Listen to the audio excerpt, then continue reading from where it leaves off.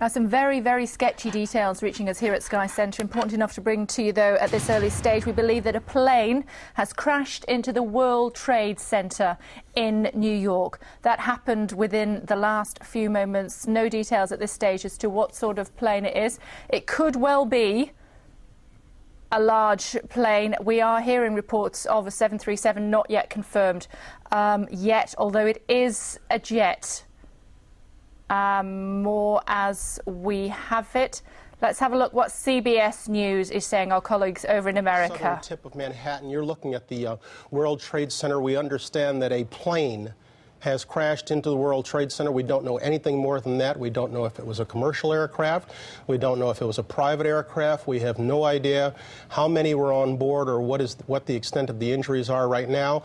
We have, I understand, an eyewitness on the phone right now. Sir, good morning. This is Bryant Gumbel. Could you give us your name? Yeah, my name is Stuart. Stuart, where are you right now? I'm working at a restaurant in Soho. All right, so tell us what you saw, if you would. I was waiting at a table and I literally saw it seemed to be like a small plane.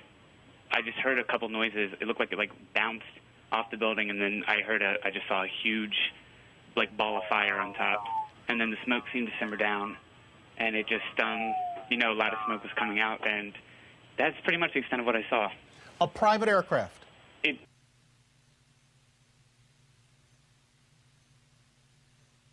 One or two problems with our connection to New York, but you can see for yourself one of the twin towers at the World Trade Center. Copious amounts of smoke coming from the top of that building. These pictures live from our colleagues at CBS in New York. We heard there from one eyewitness who was close to the scene when the accident happened. He said that a plane, he described it as a small plane, hit the top of one of those towers. 107 floors high they are. He said it burst into a ball of flame, and that obviously has now subsequently died down somewhat, and we can see the billowing smoke coming from the top of one of those twin towers at the World Trade Center. As I was saying, 107 floors high. No confirmation at this stage as to what sort of aircraft it may have been that has hit these twin towers. First reports suggested it could well have been an aircraft that was carrying many dozens of people. Other reports say a much smaller aircraft. No further confirmation at this stage. I'm not sure if we can return to our colleagues in New York. We can't just at this moment. We're hoping to hear from our colleagues in our Washington bureau very shortly. We can also stay with these pictures perhaps and hear from our colleagues at Fox News in New York. That is it. A live picture. As you can see, Edie, this is different. This is a different perspective than we saw earlier. The plane obviously went in on one side and came out the other. There's debris all over the ground down below. On part. Yeah, exactly. And as you can see, it affects perhaps 10 floors of the World Trade Center building. It is over 100 stories tall. It is the tallest structure in New York City. It is near the flight path for Newark. Right. And many times, whenever people for Newark, Kennedy, or LaGuardia, when those planes are put into rotation as they're waiting for landing, they circle around this area, which is right near the Statue of Liberty. It is almost 9 o'clock here on the East Coast, and let me tell you, folks are in that building early, and without a doubt, there are many people who were impacted by this. It's speculated that the plane is as big as a 737. It looked originally like it just hit 3 floors. As I see from this angle, it seems like more than 3 floors, and perhaps what's most disturbing, Edie, I think, is the time of day. This time of morning is when people pour into that building, and it's usually next to full. Well, you got to also remember, this is near the financial district on the tip of Manhattan. There are so many people at this hour who are in that neighborhood. And aside from the people who are in the building, remember, this is a huge structure, 10.5 million square feet the World Trade Centers take up. And as you can see, for perspective, there goes a helicopter right by it. And it obviously impacted one side and wound up affecting perhaps the other side. We do know there is debris all over the floor, down the pavement down below, and crews are, they've got all the police and the fire department and the emergency technicians are headed to that area. This is horrible. And also, when you think about what happened to the World Trade Center before, with the bombing there and the chaos that surrounded it, this is a much different challenge, right, just as grave. And also, from one of our perspectives, we can see that not only are there gaping holes, but debris continues to fall down below at this hour. As you can see, this is a story of enormous magnitude. Oh, my gosh. And we will have all the latest right here on Fox News. Right now, let's hand it over to John Scott. John. All right, Steve Doocy, thanks very much. We will continue to keep an eye on this developing story. All we can do is stare aghast at these pictures at this point. You are looking at the north building of the Twin Towers of the World Trade Center in Manhattan. These are coming to you live now.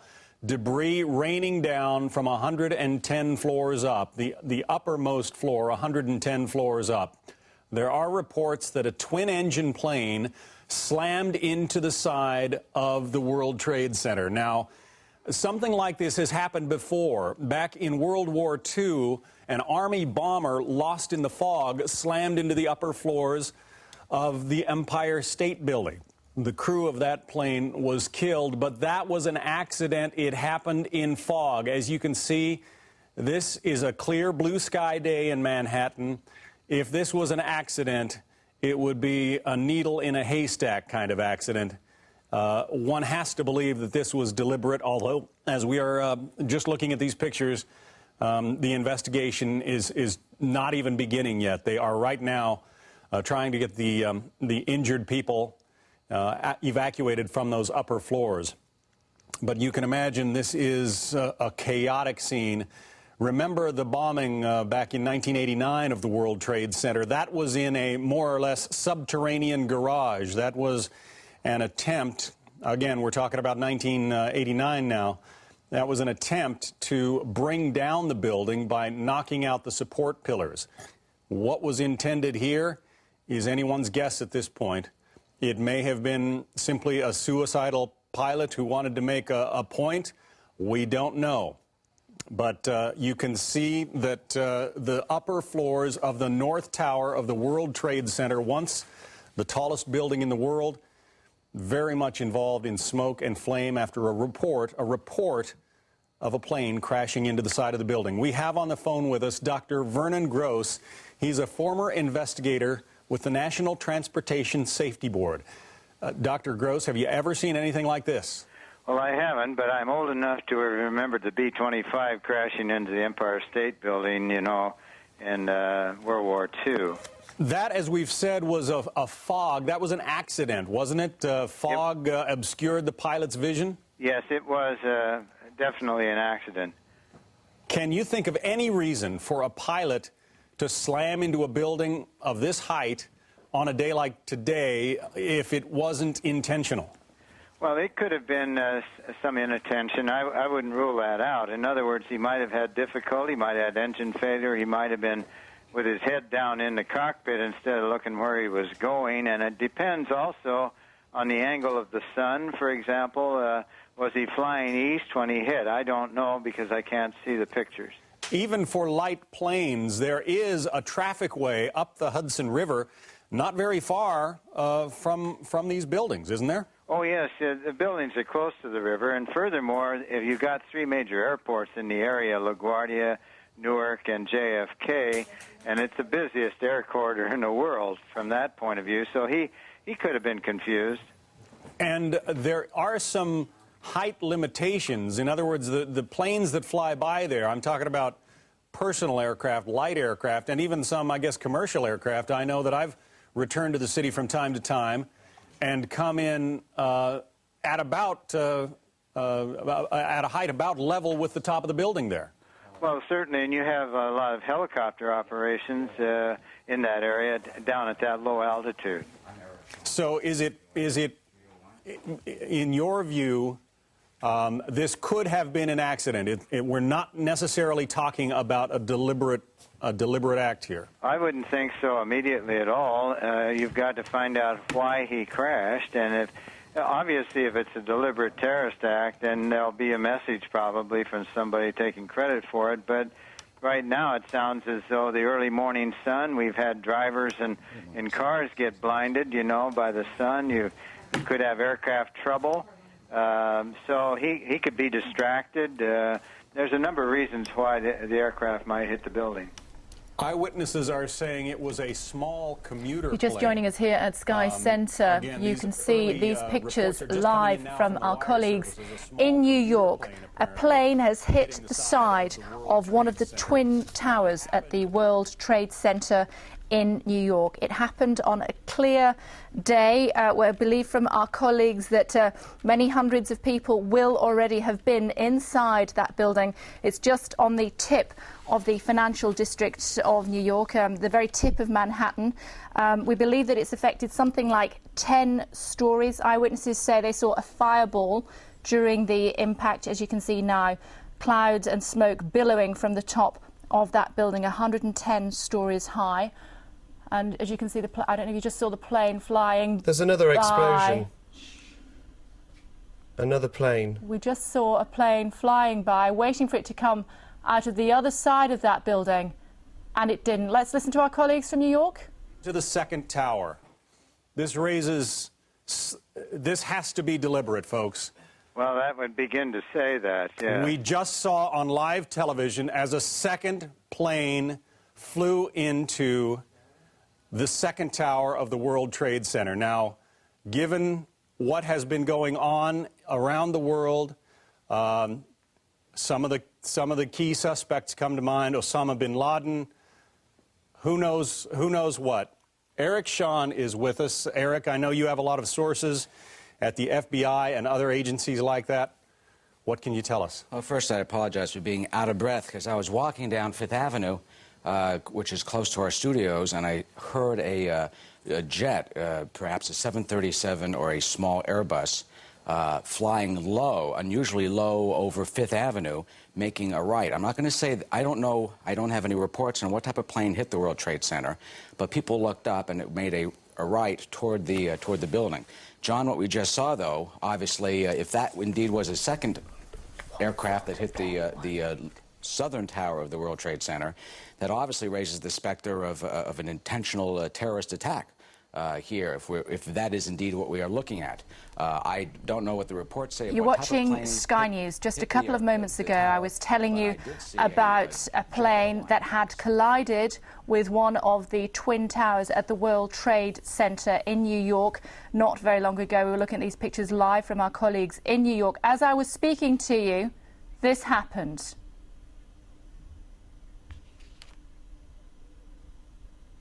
We waited for the plane to come out of the other side, and it slammed into the second tower.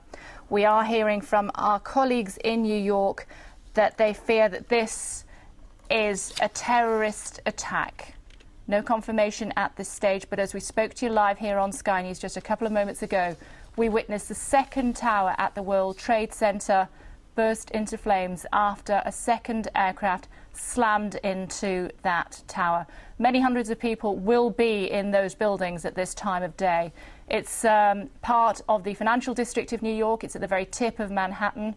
Let's have a look at those pictures for you again in just a moment. You can see all of the smoke now billowing from the top of those two buildings. This is what happened just a moment ago. You can see the plane in the distance, and that is what happened. Emma Hurd, our reporter, is in Washington. Emma, tell us more. Well, it's a changing story, as you said, Kay. First of all, it seemed that this was a tragic and almost spectacular accident seen from all over Manhattan, heard by many people heading into work in that area this morning. But now, as we watched that second plane, it seemed head directly towards the second tower. It does seem that this is turning into a very deliberately planned and very, very damaging terrorist attack. Now, obviously, the suspects at this stage aren't known, but there have been many security alerts from American citizens around the world in the past few months, and the target of those alerts is said to come from Osama bin Laden. Certainly, I think that is where people will be looking this morning. The World Trade Center, as you know, was was hit by a bombing in 1993. So once again, this very prominent building, it really is a target, I suppose, for terrorists. But since that bombing, it has been one of the most secure buildings in the world. Certainly to get in there, Kay, you have to go through a series of security checks and screenings. All your luggage, all your baggage has to go through screenings to get to the top, to the tourist place. So it is very strict security, but you can't guard against attacks like this one. Emma, at this time of the morning, we can only but understand that the area would be quite busy. There would have been people in those buildings, and we're talking about quite a large workforce as well. Certainly. This is down near the Battery Park area of New York. For those people who don't know, this is the area that you see of those spectacular pictures when you look over the water towards New York. The Statue of Liberty's there, and that is where the World Trade Center is. This is the business part of New York. This is where people will be heading in probably early in the morning. Many, many people have their offices in the World Trade Center. It's a vast building. This seems to be around 100 stories up, as we're talking about, so affecting many, many people, affecting those presumably further down as well. You can only imagine the noise and the concern for them.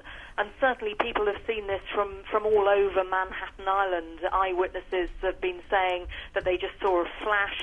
Some people say they heard a sonic boom and just really thought that it was another bomb. But now the news is emerging that it was not one plane crash, but it appears that two have now hit the Twin Towers of the World Trade Center. Emma, tell us what will be happening below those two buildings. Whereabouts are they geographically? You were telling us a little bit about them being near the Statue of Liberty, etc. But what's underneath? I mean, will lots of people be walking to work at this time, all of that burning debris falling down onto them?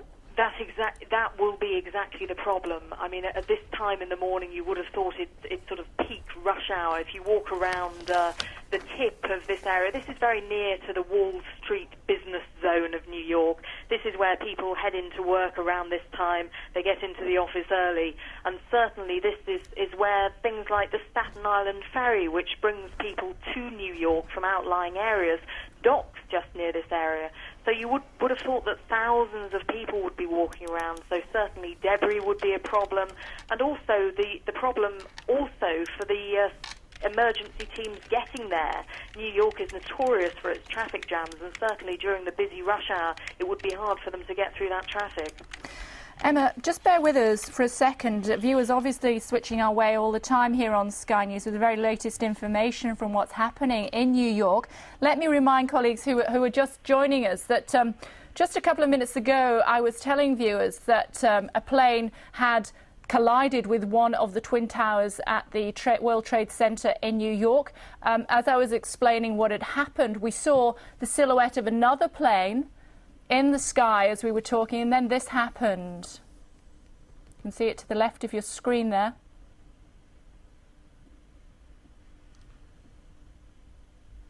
And it hit one side of the World Trade Center tower and came straight through that building, damaging probably 10 or 12 floors. It will be absolutely packed with people at this time of the day. Let's hear what the CBS helicopter pilot in the area is saying.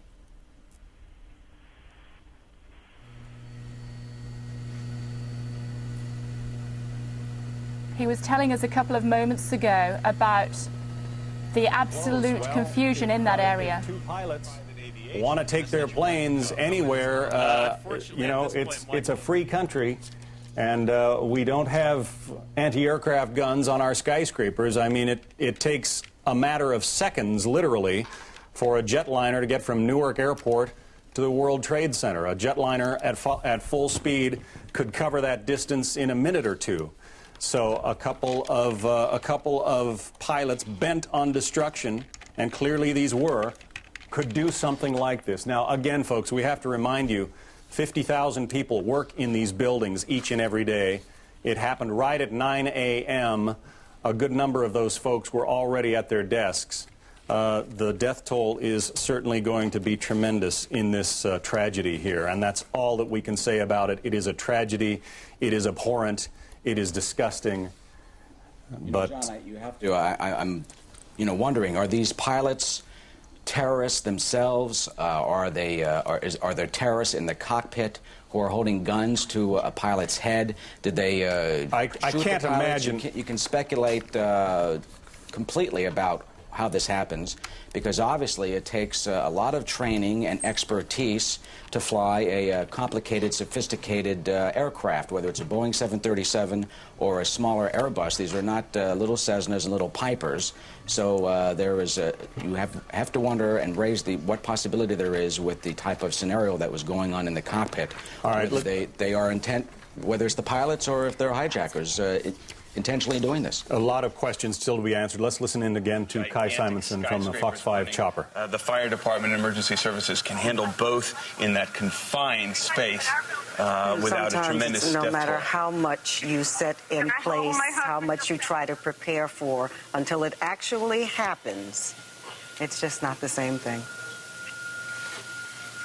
Again, you're looking at a live picture of the World Trade Center, where shortly before 9 o'clock this morning, and then shortly after 9 o'clock, planes apparently deliberately crashed into the buildings. Alani DeVito, are you there? Alani DeVito, are you there? I understand we have another eyewitness to this catastrophe. Lonnie DeVito, are you there? Apparently, we lost Lonnie, but again... This may be confusing to some people, because in a sense it is a little confusing to me. We, every now and then, see what looks like, I don't know if it's the bottom of a chopper that is swinging back and forth. That would be our... That is ours. That would be the rudders from our chopper every once in a while. Hey, Jim. Lonnie DeVito, are you there? I am here. Can you hear me? Yes, I can, Lonnie. Thank you. This is Jim Ryan in the studio. Can you tell us what you heard and saw when the blast took place? Right now, I was actually talking to my brother on the phone about what happened. I was on my roof, and I saw something from where I am. I really can't see what it is. I saw something go into the other building, because from where I am, I can see the World Trade Center. I run downstairs, and I see on the news that it looks like another fighter jet is what it looks like. And from my house, I can see all the smoke that's into Diker Heights. I can see all of that. It's ridiculous. I can't believe all of this is happening, honestly. You say you're in Diker Heights, yes. Lonnie? Yes. Okay. And could you hear the blast from where you were? No, I couldn't hear the blast, but I saw something, and it didn't look pretty. Exactly how I can't explain it in any other way. I'm in shock right now. All right, you are looking at live pictures, folks. This is coming to you from the southern end of Manhattan, the World Trade Center, both towers in flames, apparently hit by two separate jetliners. The FBI is now checking out reports of a hijacking just before this terrible, terrible incident occurred. It happened, the first one was hit just before 9 this morning. The second one hit a couple of minutes after 9. John Hires is an eyewitness to all of this, is on the phone with us. John, what did you see? John Hires. John, are you with us? Hi, that's Sean. All right, we lost John Hires. We have another view now of that plane slamming into the second building. Look at it. It's coming in from the side, coming low, hitting the building about in the middle. Folks, you see the pictures. It looks like Hollywood, but this is real. The reports are, again, these are very unconfirmed. We're trying to be responsible with what we bring you here. But the reports of a hijacking of a plane coming into the FBI. You're watching Sky News, it's 2:15. These are the latest pictures coming in from the United States. As you can see, two fires, two infernos burning at the World Trade Center. Both towers have been hit by a plane within the last hour. One of the towers was hit around an hour and a half ago, and then as we were live on air, we saw another plane, a twin-engine plane, hit the second tower. Eyewitnesses described it as a twin-engine plane. You can just see it to the left of your screen there.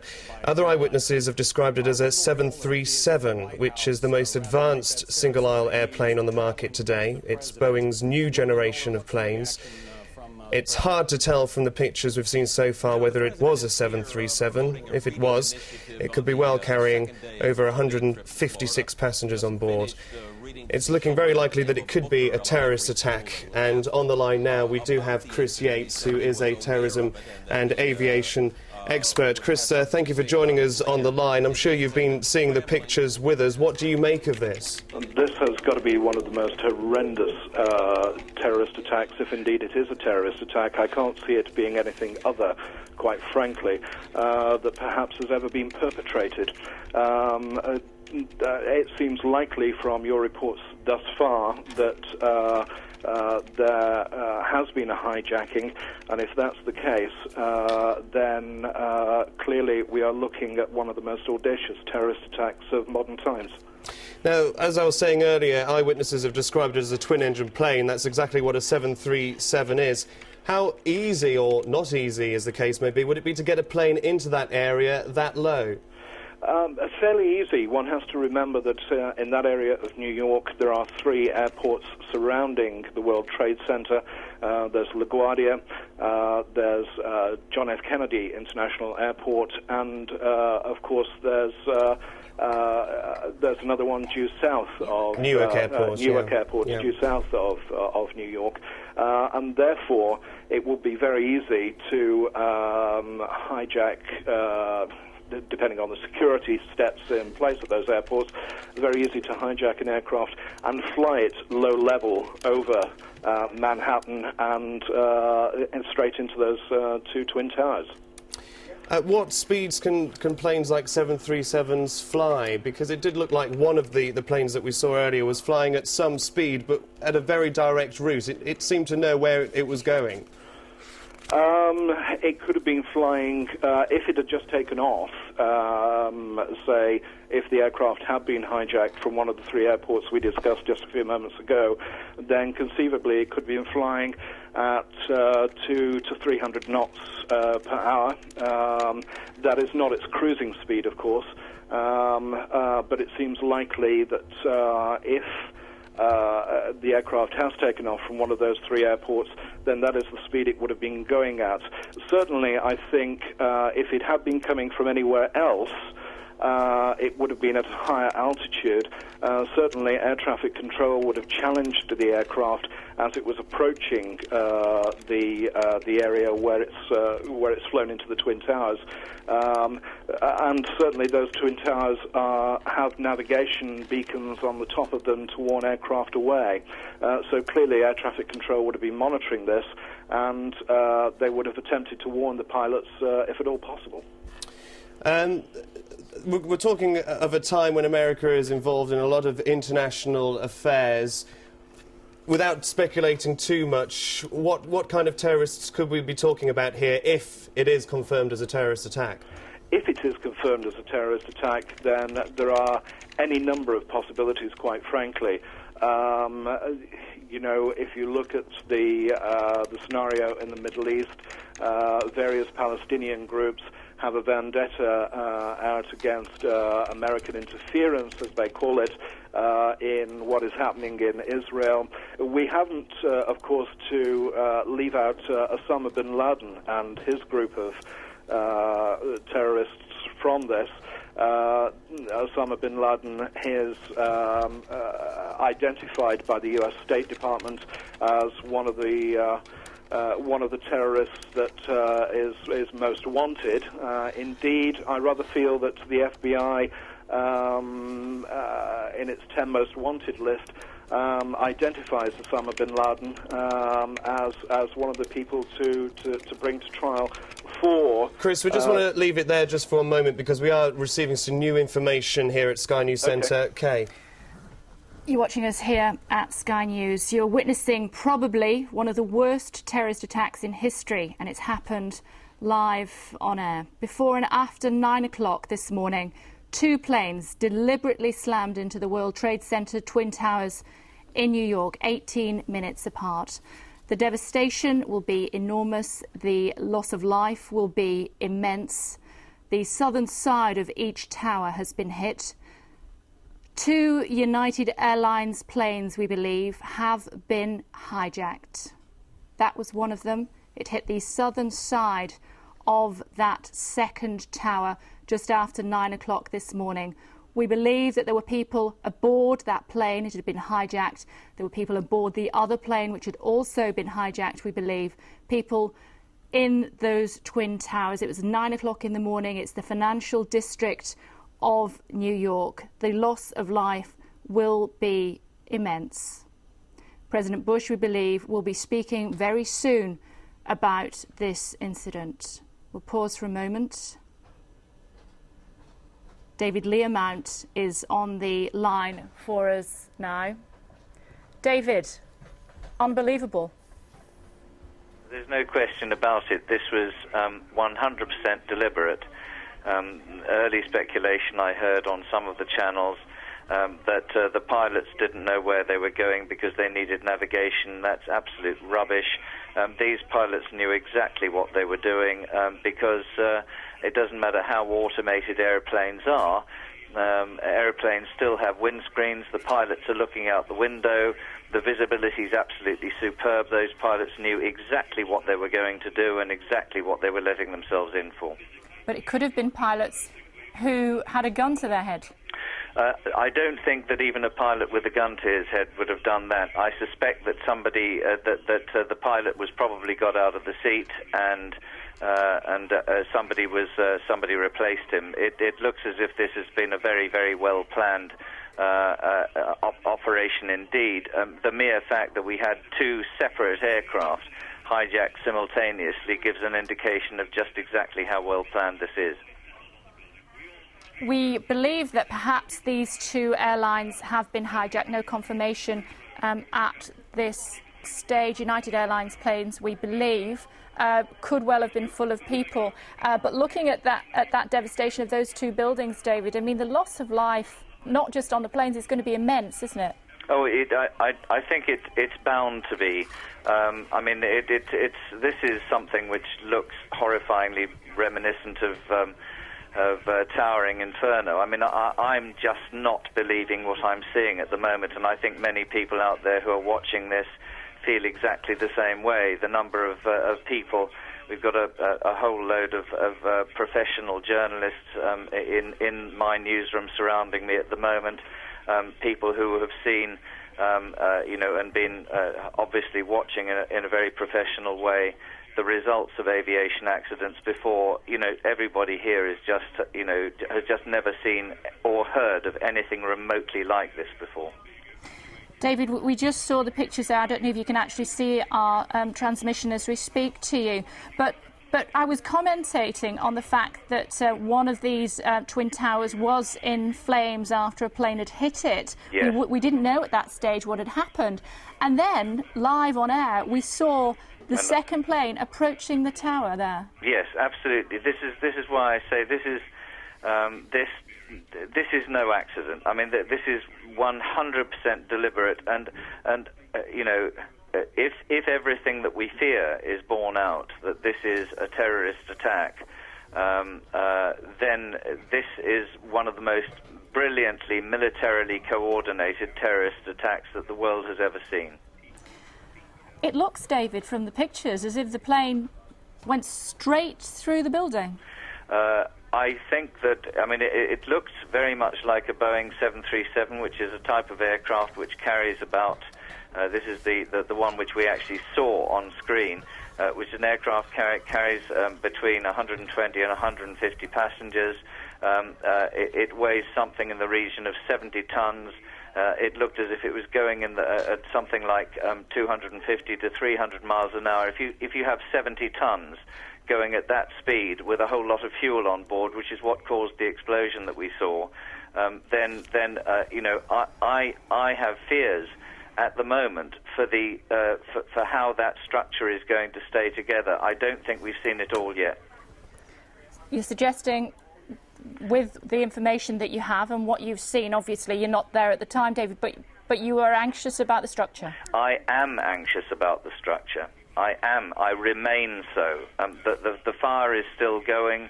I think that structure is in grave danger, and anybody in the vicinity of that building should get out of the way now. How could two aircraft get so close and then smash into the side of those buildings, David? That's extremely easy. If the aircraft were under air traffic control, and then suddenly they were acting in a normal way, if they were normal approaches to one of the New York airports or departures from the New York airports at that time, the air traffic controller can, as in the usual way, gives the pilots instructions as to what they have to do to stay clear of other aircraft.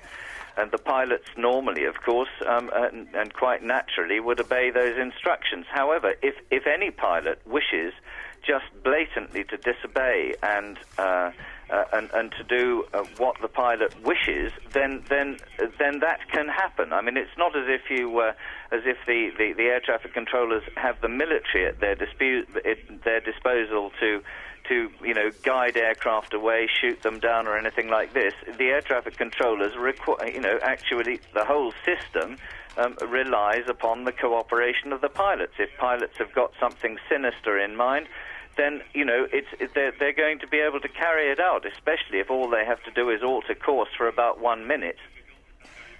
David, we've been told just within the last couple of moments that the Prime Minister is aware of the situation. We believe he's monitoring our pictures. I suppose going through his mind could be the fact that it could happen anywhere. Yes, indeed. I mean, this could happen anywhere.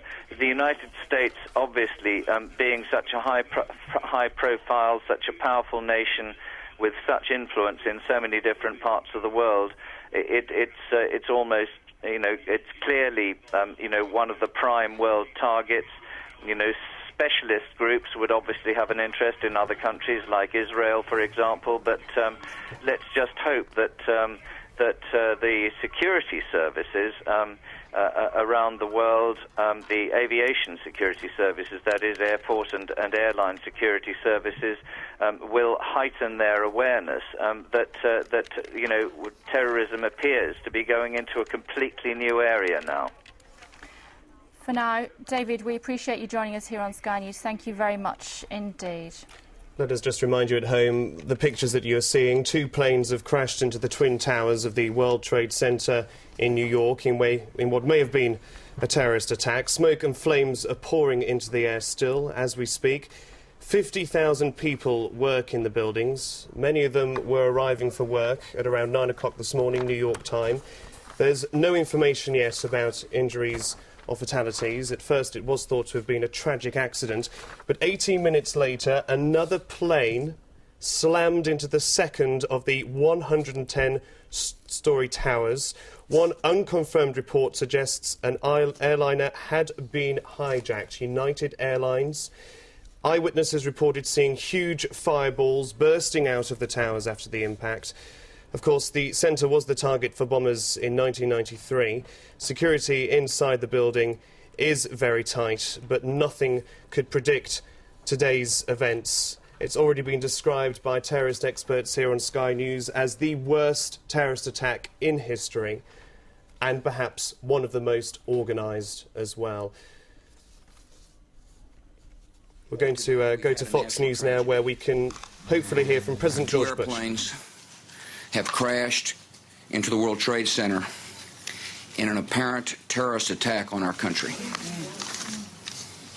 I have spoken to the Vice President, to the Governor of New York, to the Director of the FBI, and have ordered that the full resources of the federal government go to help the victims and their families, and to conduct a full-scale investigation to hunt down and to find those folks who committed this act. Terrorism against our nation will not stand. And now, if you join me in a moment of silence.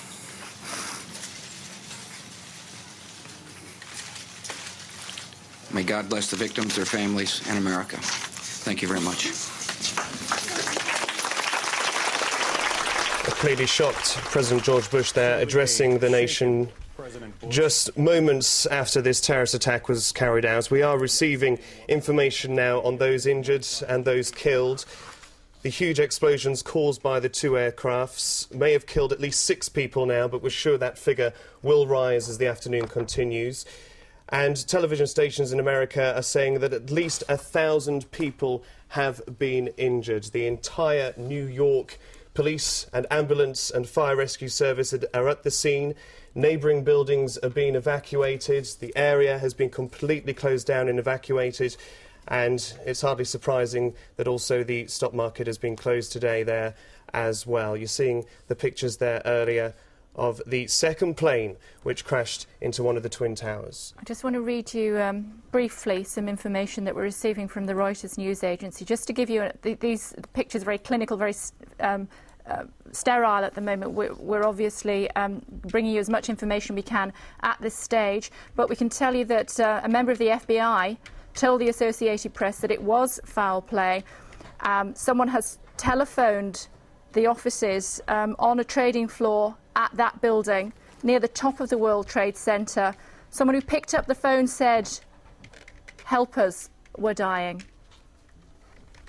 And then moments later, the second tower also burst into flames after another jumbo jet slammed into the southern side of the building. There was lots of screaming and yelling heard in the background. There was a follow-up call to that office, and that call wasn't answered. 50,000 people work in those two buildings. The jumbos would have been carrying up to 150 passengers each. We believe that they are United Airlines planes that have been hijacked. On the line now is Tom Reed from the Washington Post. Tom? Good morning. Tom, tell us more. More? I don't know anymore, but it's horrendous. It's out of some horror movie. The only thing you can suspect as an American is, this very building was bombed before, and we convicted some followers of Osama bin Laden for doing it. He's declared war on America, and this seems to be his way to fight war, is to kill innocent people. So maybe that's who's responsible. We don't know. Do you know anything about the scene at the moment? I just recounted to our viewers a telephone call that was made to one of the offices in that building, and other news agencies are telling us about the sheer panic below. What information are you getting? The information I'm getting, I'm watching Sky News. That's the information I'm getting. So, nothing. It's 9 o'clock in the morning there. This is the only good news I can see about the thing. Maybe people weren't at work yet. It's the hope. My bosses are not at work yet at the Washington Post. I'm sure they're scurrying in now, but this is too early for people to be at work in America. So, tell us about the geography of that place. Where is the World Trade Center in relation to the rest of what we would know in New York? Well, our city, that is the financial district of New York, is where this is. It's at the very southern tip of Manhattan Island, quite near the Statue of Liberty. These two buildings were for a while the tallest buildings in the world. They're definitely the tallest buildings on the U.S. East Coast. And most of the people working down there are in the financial industry. They're bankers and traders and brokers. And these are two quite prestigious buildings, so it's probably going to be the occupants of those high floors are going to be big, rich investment banks and brokerage houses. That's the problem, because those people do go to work early in the morning, so maybe they were there. Thanks, Vinay. Sure. Just one bit of information that I'm just receiving. I'll update the viewers. We believe that one of the planes, as I said, it was probably hijacked, both of these aircraft, before they slammed into the side of these two towers at the World Trade Center. We believe one of them was an American Airlines Boeing 767 that had been taken from Boston Airport. No more information than that at this stage. Well, the two airliners, as we were saying earlier, have crashed into the Twin Towers in Manhattan in New York. On the line now is Kenneth Holmes, an aviation protection consultant. Kenneth, the question we have to ask today is how on earth could these terrorists get access to these Boeing 767s and fly and force the pilots to fly into these Twin Towers? Well, to be frank, I'm dumbfounded. There is no doubt that the screening systems in the U.S. airports are quite good, and it's amazing that anyone should be able to get through these screening systems with any weapons. On the other hand, of course, you don't need weapons to take over the control of a cockpit of an aircraft, and if they used force and demanded that the captains of the aircraft should fly into these towers, there's very little one could do, although pilots, of course, would resist at the utmost.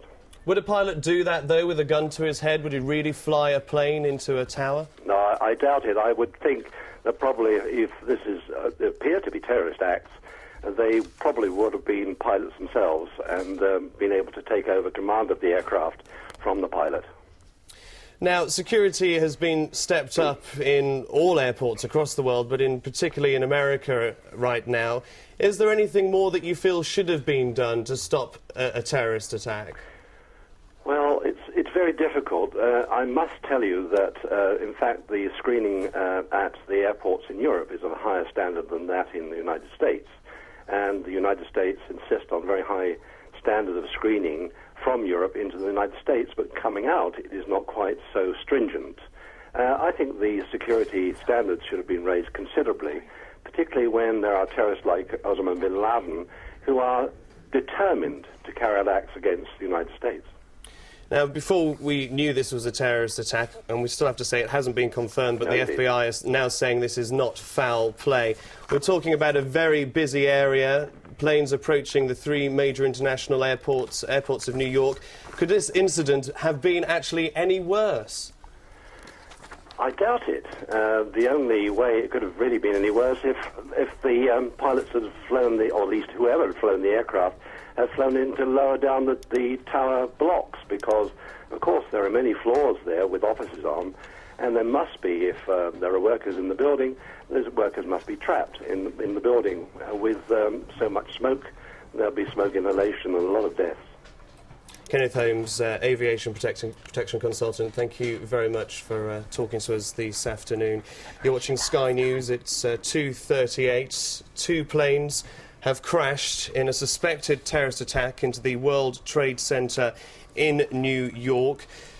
The second plane crashed into the second tower just 18 minutes after the first crash. Live pictures here on Sky News. You can see that second plane crashing into the second tower just a few minutes after the first explosion. We now know that it was a Boeing 767. One of the planes was an American Airlines Boeing 767, which had taken off from Boston. It's believed that both planes had been hijacked with terrorists with passengers on board. Chris, we're just hearing that the Democratic Front for the Liberation of Palestine has apparently claimed responsibility for this attack on the Twin Towers at the World Trade Center in New York. That, according to Abu Dhabi Television. On the line now is Philip Baum, the editor of the Aviation Security International magazine. Hello to you. Hello, good afternoon. How could this possibly have happened? Well, there are going to be, it's an easy question to ask, but a very, very difficult question to answer. And certainly there's going to be a lot of investigations taking place in the near future, and it's going to go on for many months to come. Seemingly, people have managed to hijack commercial airliners and carry out what is probably the worst type of attack feasible. And certainly when one talks about aviation security, we're normally talking about a simple, if one can call it that, a simple hijacking where one normally takes an aircraft to another airfield or carries out an act of sabotage on board an aircraft. This is, of course, a combination of the two, and who knows what the death toll is going to ultimately be. But it's Let me just interrupt you for 1 second. I'm so sorry. I just have to bring our viewers right up to date. No confirmation at this stage, but we believe there has been a third hijack of a jumbo jet. We also believe, though again not confirmed, but there are reports of an explosion at the Pentagon. No confirmation of that at this stage, but reports of an explosion at the Pentagon. This is almost surreal, isn't it? An absolutely horrific day in world history. There have certainly been in the past various plots to blow up a number of airliners on a single day. If you go back in time, there was a plot called the Bojinga plot that was concocted in the Far East, in the Philippines, whereby 11 or possibly more aircraft were to be blown up on a single day. But this is, this is now reality. This is 2 or possibly more aircraft being hijacked and flown into densely populated areas, killing hundreds, if not thousands, of people. It's possibly no surprise that this has come in the week after the United Nations conference in Durban, where the United States showed support for Israel by, in fact, walking out of the conference at one stage, and at the end of a year of suicide bombings taking place in Israel itself. What could somebody like air traffic control have done to try to prevent this from happening? Well, there's very little that air traffic can do at all. If somebody actually manages to gain access to a cockpit and manages to gain control of an aircraft controls, then there's very little that anybody can do. Our aim has got to be to keep these people off, keep such people off these aircraft, and certainly American carriers in general, and keep their cockpit doors closed. But of course, somebody pulls out a weapon on board a passenger jet and demands that a flight attendant take them into the cockpit. One can only hold back for so long. Would a pilot of a jumbo jet have been at the controls, do you think, when it slammed into these 2 buildings, even with a gun at his head? Well, I'm sure that any pilot would have taken any steps to try to avoid crashing their aircraft into a densely populated area, and especially somewhere, like the World Trade Center in Manhattan. They will always, as a last act, try to crash their aircraft into the sea, and there's certainly water not very far away from Manhattan. I doubt very much that they had any ability whatsoever to control the destiny of that flight or those flights. We're just hearing, we'll just look at these pictures. This happened live on Sky News just after 9 o'clock American time, which would have been just after 2 o'clock London time. We were talking about one of the other towers that had already been hit by a 767. Confusion as to whether it had actually happened by accident or whether it had been a terrorist attack. As I was speaking to viewers and explaining the incident to them and the sketchy information that we had. That's the Pentagon. That's a shot across the Secretarial building to the side of the White House in Washington, D.C. The smoke appears to be looking southeast across the Potomac River. In the distance, you'll be looking towards the Pentagon building, the center of defense and military power for the United States. And that smoke is rising up from that direction. We have certainly heard reports that another plane had been hijacked, a 3rd plane in all, we now understand, and that there had been an explosion at the Pentagon.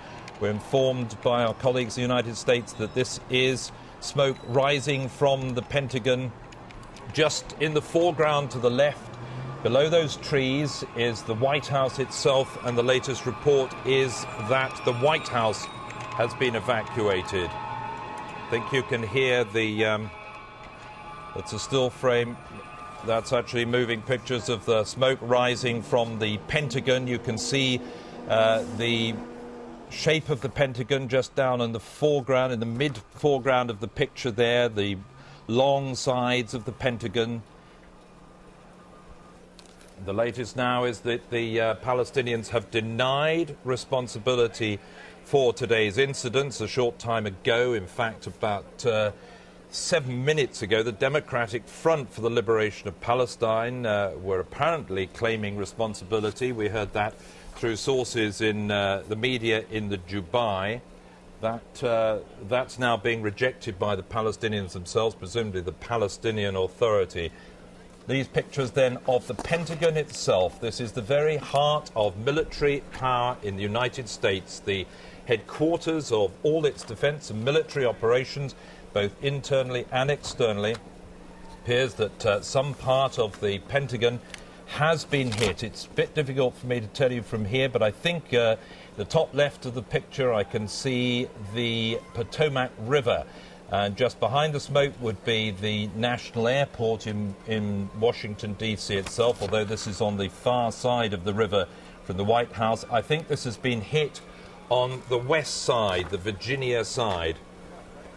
This is much closer pictures, Kay, and you can see helicopters overhead, presumably police helicopters, just trying to assess the damage. Of course, the Pentagon is a massive building spread over many hundreds of acres and housing thousands of defense and civilian parts.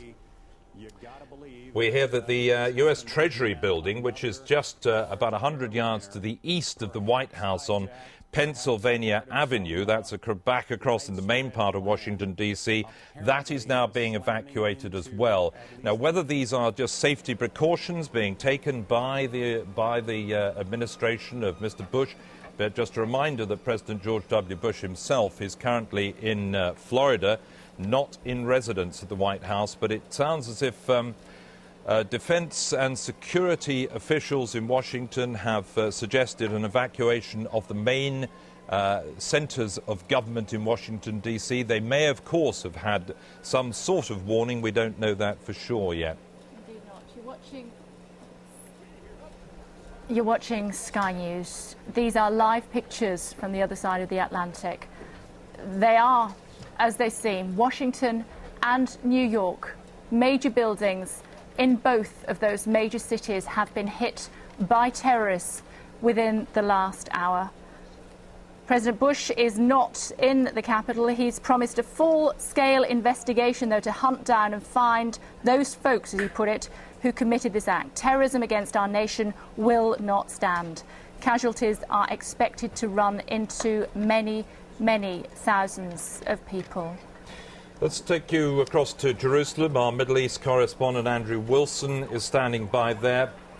Andrew, we've heard alleged claims of responsibility from an organisation called the Democratic Front for the Liberation of Palestine, that later then denied by the Palestinians. Are you any the wiser as to the thoughts of those in the Middle East and intelligence from your region? None the wiser as to any facts they may have assessed at the moment, Jeremy, but I have to say we have to use what we know about groups like the DFLP and indeed the Popular Front for the Liberation of Palestine, the PFLP, which have both been active in this region over the past few months in attacks against Israeli forces and indeed Israeli civilian targets as well. But I think when I heard this announcement on Abu Dhabi television that a DFLP spokesman or someone claiming to be that had phoned in to claim responsibility for the two plane crashings into the World Trade Center, I was skeptical, to say the least, because it really does seem, one, something that's beyond the capabilities at the moment of the existing DFLP. It's a fairly small political organization now, and two, it's not quite their style to go suddenly from attacks against Israeli military, which are their main targets at the moment, to something as large as this in Washington and New York. It simply doesn't add up, because they are one of the extremist groups, it has to be said, but nevertheless, they have accepted the existence of an Israeli state. They have been in talks with Yasser Arafat and the Palestinian Authority and come to some kind of understanding of Israel's presence in the Middle East. Given that, this is the kind of activity in the United States that you would expect from an extremist group, if it indeed is one coming from the Middle East, with a complete denial of Israel's right to exist as a state and a far sharper axe to grind, I think, against the United States. So it may well be Middle East linked. That's always the quickest reaction, as you remember from the Oklahoma bombing of the American authorities, is that this comes from the Middle East. Remains to be seen if that's going to turn out to be true, but I think we might be pitching a bit further afield than a fairly small Palestinian extremist group. There are reports that the third plane has crashed at the Pentagon. We're also hearing that all flights have been grounded in the United States, and bear in mind there are thousands on thousands of flights from hundreds of airports around the United States. So the effect of these incidents has been already to create, no doubt, transport chaos from coast to coast across the United States. We also now can confirm that the White House has been evacuated, the neighboring Treasury building, Capitol Hill, which of course is the centre, if you like, of Parliament in the United States, where both the Senate and the House of Representatives sit. the Sears Tower in Chicago, another huge landmark, one of the tallest buildings in the United States, standing alongside these twin towers that we can see to the right of our picture here now, as among the great landmarks of modern-day capitalist America. And the FTSE, we understand, is down 200 in Britain, and it's almost certain that Wall Street, at the very base of the Twin Towers of the World Trade Center, will be affected. As you can see, the FTSE down 214 points. Worldwide confidence in the economies and the governments of the West, no doubt, are going to be severely shaken by whatever this is. Let's just go back briefly to Andrew Wilson, our correspondent in Jerusalem. Andrew, just a thought, of course, as we said just now, there was a terrible jumping of conclusions after the Oklahoma bombing. The administration in America and the intelligence agencies very quick to point the finger at the Middle East. One should be cautious and wary this time round. Yes, I think so. It's always easy to assume that within the dark corners of the Middle East somewhere lurks a highly powerful and resourceful enemy. I mean, Osama bin Laden has proved himself in the past capable of striking at vulnerable American targets, particularly military ones, but also, of course, the embassy in Kenya as well a few years ago. That was also put down to Osama bin Laden, and the United States retaliated with cruise missiles fairly shortly after that. But it's easy to imagine that these groups are over-resourced, more resourced than they actually are, and more active than they actually are. And I think the FBI or whoever else starts to conduct the internal investigation over on the other side of the Atlantic will have to also put their heads around other options as well before they jump to conclusions. However, I think down in the streets of New York and perhaps Washington as well, people will be ready talking about Arab extremism, about Middle East activism, about the dangers of Islam and fundamentalist Islamic groups and so on and so forth, without much more information than that being the natural suspicion and natural paranoia of people in the West whenever terrorism raises its head nowadays. We'll let you dig around, see what else you can find out in your region. Thanks for the very latest from Jerusalem, Andrew. Live pictures from Washington and New York. We believe that 3 planes have now slammed into some of the most important buildings in America during the last hour. Both of the twin towers at the World Trade Center have been hit by aircraft, one just before 9 o'clock, one just after 9 o'clock this morning. American time, many thousands of people would have been in those buildings at that time. In Washington, we believe there has been an explosion at the Pentagon. That's the head of military operation in America. That has been confirmed just a moment ago that that was indeed a plane crash. The FTSE, as you can see, is plummeting. The New York Stock Exchange has not opened and will not open today. We believe the oil price is increasing and has risen above $30 a barrel in the last few moments. There was one group that had allegedly claimed responsibility for these attacks, the Democratic Front for the Liberation of Palestine, but that has since been rejected by another member of that organisation. Let's speak to Mike Yardley, who's a terrorism expert, joins us now on the phone.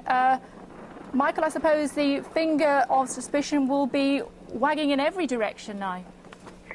Yes, and obviously people are urging caution after the mistakes that were made after the Oklahoma bombing. That said, I think there is every likelihood that this is an incident that relates to the Middle East in some way. We saw a few days ago there was an attack on Ahmed Shah Massoud, the main opposition leader to the Taliban.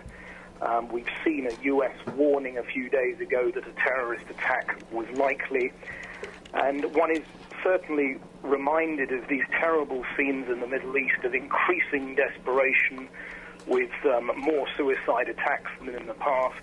And indeed, if one goes back quite a way, one can think of the beginning of terrorism, of hijacking as we know it, was really in the late 60s when the Arabs found that they couldn't defeat Israel by conventional means. And so organizations like the PFLP, the Popular Front for the Liberation of Palestine, started to hijack aircraft. Americans not used to attacks of terrorism on their own soil. No, indeed, and the Americans have a particular fear of it. Of course, in England and in the rest of the world, we've seen a lot more terrorism on our own territory than people have in the US. And you have to remember that the whole purpose of terrorism is to create psychological casualties. It's not just to kill people, it's to use the threat of extreme violence to cause people to be frightened, to create political change. And there's another element which I think is very important and which is demonstrated in this terrible attack, and that is theatre. Here you have something which the media of the world simply cannot ignore. And it's very difficult to know how we should respond to that. And I think we have to say with due measure and not without hysteria, because otherwise we are doing the work of the terrorists for them. They want us to be frightened. They want us to sit up and take notice. These are terrible attacks, but nevertheless, there's still a need for a sense of proportion. You say that, Mike, but we're hearing that so many buildings, major buildings in America, are being evacuated as we speak. A sense of panic must be a major issue in America at this stage, and obviously the news organisations there will be reflecting that. Yes, that's true, and I have no doubt there will be a sense of panic. We've heard that the White House itself has been evacuated. I presume the Pentagon has also been evacuated. Indeed. Let me just tell you what else. The State Department, we believe, has also been evacuated. Capitol Building has been evacuated, and the Sears Tower in Chicago has been evacuated. Yes. Hello? Yes, we can still hear you, Michael. Please continue. Can, yeah. No, I think that the other point to be made is that you cannot defeat terrorism with security alone. Unfortunately, terrorists always have the initiative. Whatever target you may harden, they can always go to another target. And I think this is an example of that on a grand scale. Of course, you must then ask yourself, what do you do to make yourself less vulnerable to a terrorist threat? And one of the things that has clearly failed here is the intelligence, which normally protects us to a degree from this sort of massive attack. I mean, we have seen 3 aircraft at the least hijacked simultaneously. That is an extraordinary failure of security. A hijacked aircraft, probably one of the most lethal weapons in the world. Well, I'm afraid that anybody with a can of petrol and a box of matches is potentially a terrorist. I mean, if terrorists manage to seize a major airliner, yes, I mean, the consequences are horrific, and we should ask ourselves, what are we doing now to counter this threat? Because my own opinion is that our societies have responded to the problem of terrorism essentially with security, which is frequently completely ineffective as a response to terrorism. Mike Yardley, bear with us 1 second. I'm sorry. CBS pictures are reaching us now here at Sky Centre. Michael Kelly is an eyewitness at the Pentagon. He's speaking to them now. The street, the way that the smoke is billowing here, Going into town, and I heard this plane come over my head. It was really low. What size plane? It sounded like a small plane, but it was very, very low. And the next thing I know, there was this tremendous explosion as it hit the Pentagon. I looked over, and the smoke started coming up. Pieces of the plane and pieces of the Pentagon were falling onto the 14th Street, onto the Shirley Highway. Very scary. So I did. Crossing to the World Trade Center in New York, just a moment or two ago, we saw the Twin Tower. It's some 110 stories high. It's starting to fall apart. There's no other way of expressing what's happening. As you can see these pictures, we can see here to be faltering to some degree. They were not designed, perhaps, to take a direct strike from something the size of a 737 or perhaps an Airbus, perhaps fully loaded with fuel. Steel will melt, and that. All right, David Lee Miller is still with us. David, what can you tell us? David Lee Miller, can you tell us what happened there?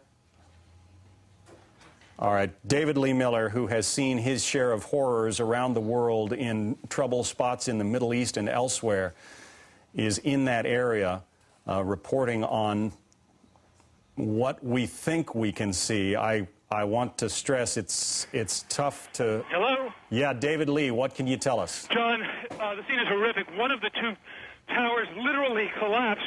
I was making my way to the foot of the World Trade Center. Suddenly, while talking to an officer who was questioning me about my press credentials, we heard a very loud blast, an explosion. We looked up, and the building literally began to collapse before us. There was debris falling, I'd say, at least three-quarters the height of the building. People within the entire perimeter began literally, including myself, which is why I'm out of breath, to run for our lives. And I am now standing in a black cloud of smoke left over from the debris. There's soot. It's difficult to breathe. People ran into nearby office buildings once they got out of the danger zone just to be able to breathe. I'm on a payphone on the street right now, and I literally cannot see more than a quarter block away. That's how thick the smoke is. I'm on Murray Street and West Broadway, for those who know Lower Manhattan. Not clear now is why this explosion took place. Was it because of the planes that two planes dual attacks this morning, or was there some other attack which there has been talk of here on the street? But I can tell you this, that the police have moved people back, and it's going to be a long time. Yeah, David, we are looking at the replay of what happened that you're describing. It happened just moments ago. It sure appears that the building simply collapsed. Yeah, David, if you're still with us, please keep on the line. It appears that the building simply collapsed of its own weight, that there was so much damage from the heat of the fire. As I said, steel will melt. The second, that was the building that was hit by the second plane, the plane that we actually saw hit the building live during our coverage. That is the building that has just collapsed. Now, it bears noting that that plane seemed to come in at a lower altitude. It hit the building lower down, and there was that tremendous fireball. So the damage to the building came at a point where there is much more weight on top of it, and those steel girders, strong as they are, had a lot of weight to support, and apparently, I'm not a structural engineer, but I'm just guessing now that they gave way. The loss of life here is going to be enormous. May God help those who are there, and the victims and their families, and all the souls that are lost today. I think it's safe to say that virtually every family in America is going to be touched by this disaster. This is what the terrorists back in 1993 tried to accomplish when they drove a van laden full of bombs into the garage. Apparently they were successful. John? Let me bring in the former governor of New York, Mario Cuomo. He's with us by telephone now. Governor, what's your reaction? That's the only thing I can ask you. It's the same as everyone else is. Everybody now is holding their breath and measuring the extent of the tragedy as it grows from moment to moment. And that will be the story, I'm sure, for the next 24 hours, is how much damage was done. I think the longer-range story is even more terrible. The longer-range story is who did it and why. And if it were a nation, it would be easy to deal with. But it's not a nation. It'll be individual terrorists. Excuse me, Governor, can you hold on for just a second? From the tower, from right to left, I guess west to east, and everything just all of a sudden just imploded. I ran as fast as I could, went inside of a building about a block away. I stood in the building for a couple of seconds, and then all of a sudden the building started filling up with smoke. I was with a bunch of law enforcement officers. We couldn't get out of the building because everything was locked up. And then I came out, and everything was filled with ash, and it looks like I'm in a surreal movie. Do you know if it was an explosion or if it was a building collapse? To me, it sounded like an explosion. Then the building, the rolling sound sounded like the building collapsed. Were there other people? There must have been a lot of people on the ground nearby when it happened. Where that happened, there was mostly law enforcement. I don't think there were many civilians there. I don't know. Don't move, Pat. How many people would you say were on the ground when the building exploded or collapsed?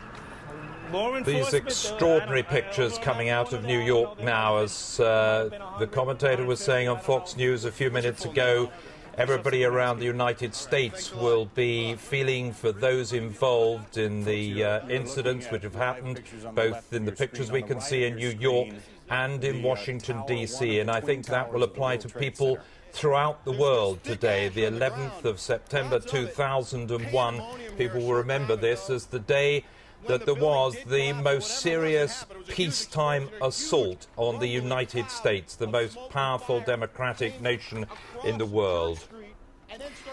You're witnessing probably one of the worst terrorist attacks in history. It happened just over an hour ago. Before and after 9 o'clock, two planes deliberately slammed into the World Trade Center Twin Towers in New York. They're 110 stories high. They're 5 million square feet. 50,000 people work there. It happened at 9 o'clock this morning, American time. Just a short time ago, one of those towers collapsed. The devastation, the loss of life, can only be imagined. We've just heard that the Prime Minister, Tony Blair, has cancelled his speech to the Trades Union Congress in Brighton this afternoon. These events, these pictures we're seeing from the United States are clearly going to overtake almost any other major event in the world today. And all world leaders will be sharing their thoughts with US President George Bush, who said a short time ago, "We have had a national tragedy. 2 airplanes have crashed into the World Trade Center in an apparent terrorist attack on our country." He promised a full-scale investigation to hunt down and find those folks who committed this act. Terrorism against our nation, we will not stand. Unbelievable. The streets have been shut down. There was very little traffic on the streets except for emergency vehicles going one way or the other. So there was not a lot of vehicle traffic in this area, but there were a lot of pedestrians on almost every single corner taking photographs and just looking at the building, which was still smoking and still on fire. A lot of police officers at the back. Officials up there that were right near the building. Where were you when the explosion occurred, when the plane hit the building? I saw it from my office, as a matter of fact, down the Lower East Side. So you came here? Yes. To check it out? Help. No, what do you mean? To see if we can help, but this is... Yeah. This poor woman. Wow.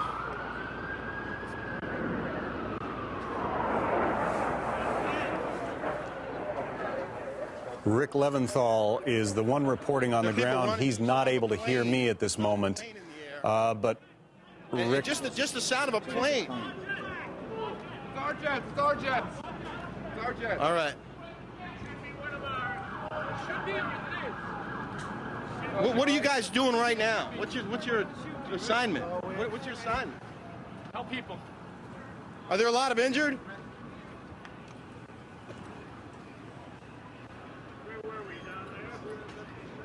The dust is still thick in the air. What that guy is covered with is this stuff that's all over the street. Just thick soot, ash. Just came roaring down here in a huge cloud from the World Trade Center. You see just the survivors, if you will. Are you able to talk? Can we just talk to you about what happened? I was there when it exploded. You were right there at the building? Yes, a lot of people trapped. You're right. A lot of people trapped. EMT. This guy needs help. Rick Leventhal is not able to hear me, but from his vantage point on the ground, I think it's not clear to him what's fairly clear to us, our vantage point from the helicopter, that the top of Tower 1, One World Trade Center, has literally crumbled. I can't guess how many floors, perhaps. Terrible, shocking events taking place in the United States of America within the last hour or so, including 2 hijacked planes being flown deliberately into the World Trade Center. I'm afraid we can only imagine the terror and the carnage there. The Prime Minister speaking to the Trades Union Congress in Brighton. Innocent people that will have lost their lives. I know that you would want to join with me in sending the deepest condolences to President Bush and to the American people on behalf of the British people at these terrible events. This mass terrorism is the new evil in our world today. It is perpetrated by fanatics who are utterly indifferent to the sanctity of human life. And we, the democracies of this world, are going to have to come together to fight it together. We believe there has been a second explosion at the Pentagon. That report just seconds ago. We know that, or there has certainly been reported, one aircraft has crashed into the Pentagon. That's the head of military operations in America. One plane already crashed into that building. We've just heard that there has been a second explosion at the Pentagon. Jeremy. Mike Yardley, just still listening to us there. What we're looking at, Mike Yardley, is the most coordinated terrorist assault on a single country that we've probably ever witnessed, by the sounds of it. Yes, I mean, it's an extraordinary incident, and I think we're all moved watching it. It is, as you say, a uniquely coordinated event. It's an extraordinary breach of security to have been able to get all these aircraft simultaneously. If it had been perpetrated by a country, it would almost certainly be an act of war against the United States. The chances are it's been perpetrated by a fanatical group, possibly with the support of one or more nation states, and the ramifications really are very frightening. Now, what we're looking at is not just, as we were talking about earlier, an act meant to shock the world and have a huge impact, an act that was part theatre as well to get the world shocked and moved by it, but also, presumably, it is an act designed to provoke a reaction from America. Yes, and I suspect that, unfortunately, it will probably do that. I mean, terrorism is an unusual technique, and it's usually used by the desperate. It was taken up by groups in the Middle East after the failure, essentially, of the Arabs to beat the Israelis by conventional military means in the 1960s and early 70s. And indeed, much modern hijacking goes back to those days and to groups like the PFLP, the Popular Front for Liberation of Palestine. We've seen terrorism change over the years. Theatre has always been part of it. It is, in essence, a war of symbols, hence the attack on the Pentagon. Mike, we'll just break in there. Thank you very much for the moment. We'll just take you back to what's happening on the ground. It's thought that above in the Trade Center there's still one of the planes embedded in the smashed building. Let's take a look at what reaction there is on the ground beneath it. And it was a big explosion and everything got dark, real dark, like snow. You can see behind me, this is not snow, this is all from the building. It was a terrible nightmare. Where exactly were you standing when this happened? I was standing right in front of the World Trade Center. So you were down the block here? And right you came there in the middle. this way? Right, yeah. Did you get hurt at all? No, not me. Did you see anyone around you getting caught up in it? Yeah, I was with the firemen. We got hurt. We all went inside to this dark. We was inside the building when everything happened, but we came out alive. What's your name? My name is Dr. Angel. Were you able to assist anyone before this happened? Yes, I did. I help a lot of patients. A lot of them. Well, there are a lot more people that need help now. So if you're capable, maybe you should... Yes, I'm going to go back. I lost my ID, but I try to go back. Yeah. All right. Well, thanks a lot for talking to us. All right. That's what Rick Leventhal has for us down in Lower Manhattan, where chaos and utter confusion reigns. This is clearly a national catastrophe. There will be some response from the White House. Let's go to Wendell Golder, who was traveling with the president in Sarasota, Florida, and find out what the latest is there. Wendell? John, the president left Sarasota, Florida. Air Force One took off just a short while ago. Mr. Bush returning to Washington to convene a meeting of his national security advisors, including the vice president. They bombed the Pentagon, too. So that's basically where I saw it. Then I came running down here. Traffic's not allowed past Warren Street. And you see what's here. Do you know which of the two towers? The one without the main antenna on it. Just interrupting our colleagues in America to report to you that there are suggestions that has been an explosion on Capitol Hill. Reports of an explosion on Capitol Hill. No confirmation at this stage. The Prime Minister, Tony Blair, has described the attacks in the United States as the most terrible, shocking event, and he's offered his deepest condolences to President George Bush and the American people. President Bush was reading to a classroom full of children when he first heard about the incident. Let's hear again from eyewitnesses at the scene. And then I just started hoofing it down from West 4th Street. There was only traffic going northbound, nothing going, everything was jammed going back this way. So just in case people are just tuning in, tell me again what you saw, what you heard. Around 6th Avenue and Houston Street, I was just trying to make phone calls. I looked up and I heard an explosion, and then I saw everybody in the street react first. People crying, people on the ground, everybody lying down. And then I looked up and I saw this huge plume of smoke and the tower just crumbling, and it just turned into a huge plume of smoke. And next thing you know, there's smoke in one tower, and that's what we're seeing right here. So, and obviously there's people are worried about the press agents and everybody else that went the other way as everybody wants went this way. When you saw this collapse taking place, could you see if there were a lot of people on the ground near the building as it was happening? I was further north than you were, but I was dead looking at 6th Avenue, the view you see of both towers as you come down 6th Avenue. Right. So, and most of this fallout stops about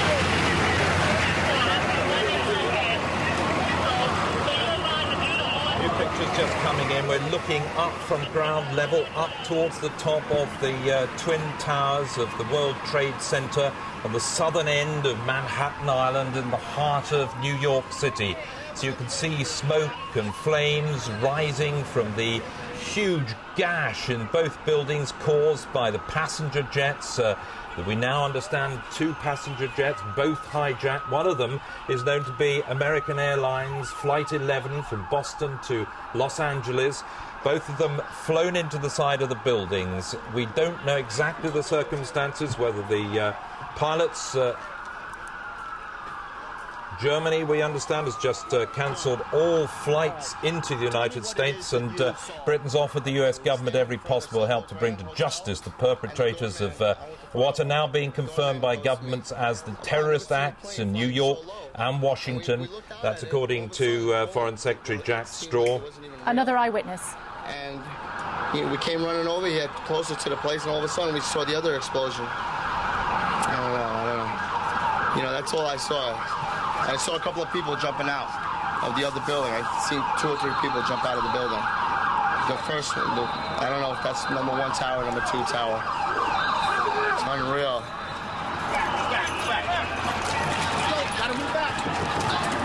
Panic continues in New York.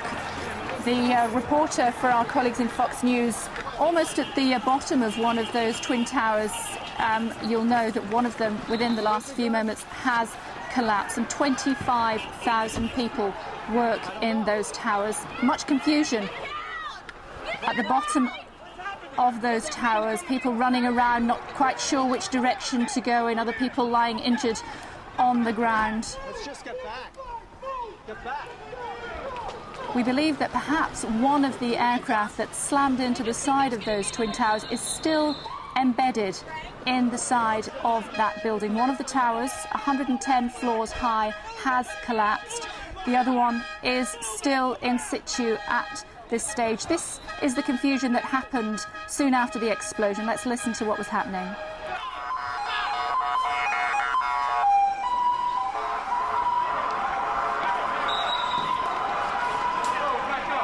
The guy's skin from my thing here.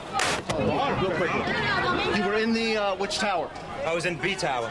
A tower. What floor were you on? B1. What floor? The first one. What happened? Tell me. When a big explosion happened, some guy came out, his skin was all off. I helped him out. This is him all over. There's people jumping out of windows. I've seen at least 14 people jumping out of windows. It's horrific. I can't believe this is happening. Anything else that you saw? Were you there for the second hit by the plane? About 10 minutes later, the second building went off. Did you see it? Yes, I saw it. It just blew up. A big explosion. People started running. It was just chaos everywhere. These are the latest pictures from New York. At the very bottom of those 2 towers, as you can see, both of the twin towers are still in situ at this stage. Moments after this eyewitness was speaking, one of the towers crumbled. Let's hear more from him. The first one went off, and then 10 minutes later, this just blew up out of nowhere. Or do you think that would just be accidental? No, I don't think it would be accidental. Back it up, folks. Back it up.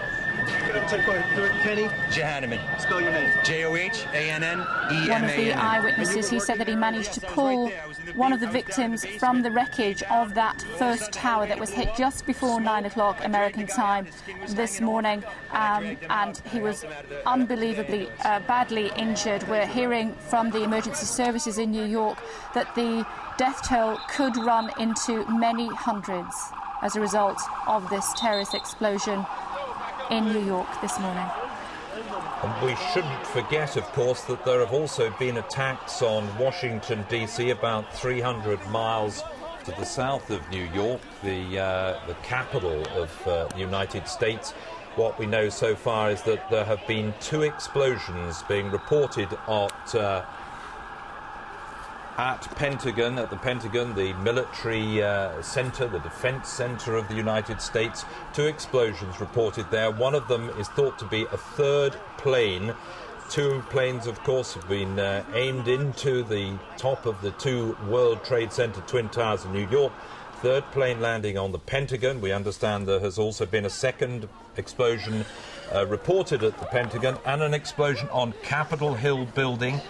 We know that evacuated was the White House earlier, the Treasury building next door to the White House, and about a mile up the road, Capitol Hill was also evacuated, the State Department in the center of Washington, D.C., and the Sears Tower, one of the other tallest buildings in the United States in the city of Chicago. So clearly, security chiefs in the United States administration are taking no chances. Whether let's hear another eyewitness. I guess because they're trying to save themselves. I don't know. And I don't know. Everybody just doesn't know where to go. They won't let. Everything is blocked off. You can't even. They're telling us to get out, but there's nowhere to go. And then I heard that another plane hit. And if you go over by there, you can see the people jumping out the window. They're jumping out the window right now. Oh my God.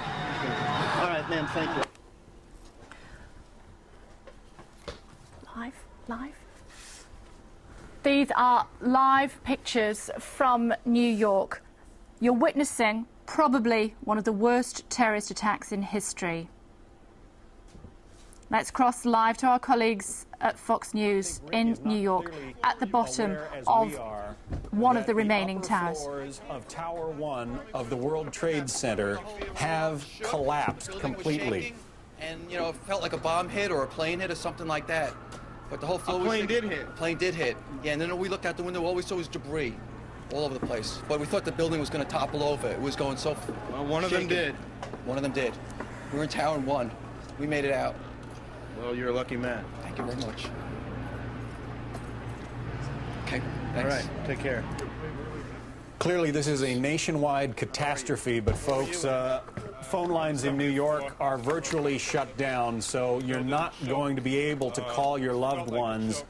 If you have any other way, perhaps email. If you have any other way of contacting your loved ones, try and do it without using the telephone, because telephone lines in New York are at gridlock right now. Let's listen in again to this eyewitness. I have a lot of faith in God, and I hope a lot of other people made it out the building as I did. All right, thank you. Tell me what you saw. Stop and talk to us. Where were you? Top of the roof, 25 Park Place. Me and a super. So heard the loud noise from a jet. We look up and we see this big jet, like a 737 or a 727. It was a 757? About that, it was a big jet. Yeah. We saw it come, just looking like it's sideways. At first, we thought it was just going to try to miss it. Bang! Right into the middle of it, like around the 70th floor. And then, half hour later, we see the second one bang into it. We're on the roof of Just it. recapping, if you're just joining us, these are live pictures from New York. Only one of the Twin Towers at the Trade Center in New York remains.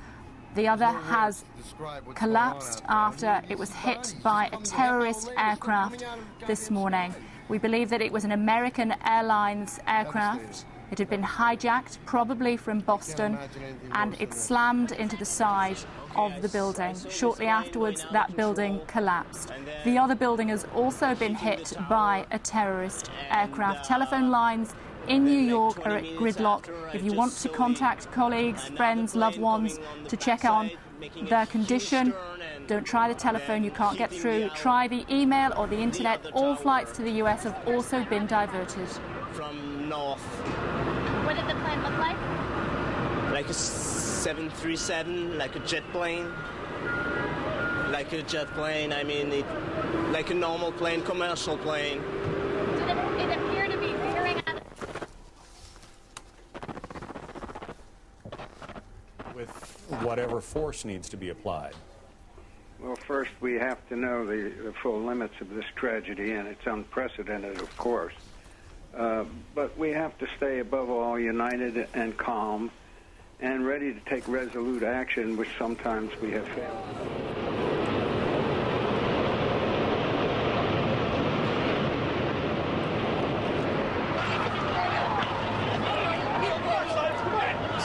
pictures of the World Trade Center collapsing less than an hour after it was hit by one of the two hijacked planes. Extraordinary pictures, one of the great monuments to 20th century America, recognizable around the world. Everybody who's been to New York City, who's been to Manhattan Island, couldn't have mistaken those two twin towers that stand high over the island of Manhattan, rising above Wall Street, the financial center. Well, one of those has almost completely collapsed now. 110 floors high, 5 million square meters. Altogether, about 25,000 people working in each of those towers, mostly office buildings, but famous restaurants and bars. The windows on the World Bar at the top, not in use probably at 9 o'clock in the morning when this happened, but most of those offices would have been filling up pretty rapidly this morning. Clearly, there might have been some time for people to evacuate from the tower that collapsed. I imagine they'd be trying to get people out of those buildings as fast as they possibly could, but even so, evacuating a total of 50,000 people from both of those buildings would have been extremely difficult. So at the moment, no certainty about casualties, but reports are that there will be quite a considerable number of casualties. It really doesn't bear thinking about exactly what the numbers are. Keith Graves, our US correspondent, on the line now. Keith, anything new that we haven't spotted so far? I don't think so, Jeremy. I'm in Washington, which is in effect in a state of siege. I mean, the streets are all blocked with traffic. Lots of streets are closed. As you know, there has been an explosion at the Pentagon, which is across the river about 4 or 5 miles from the city center.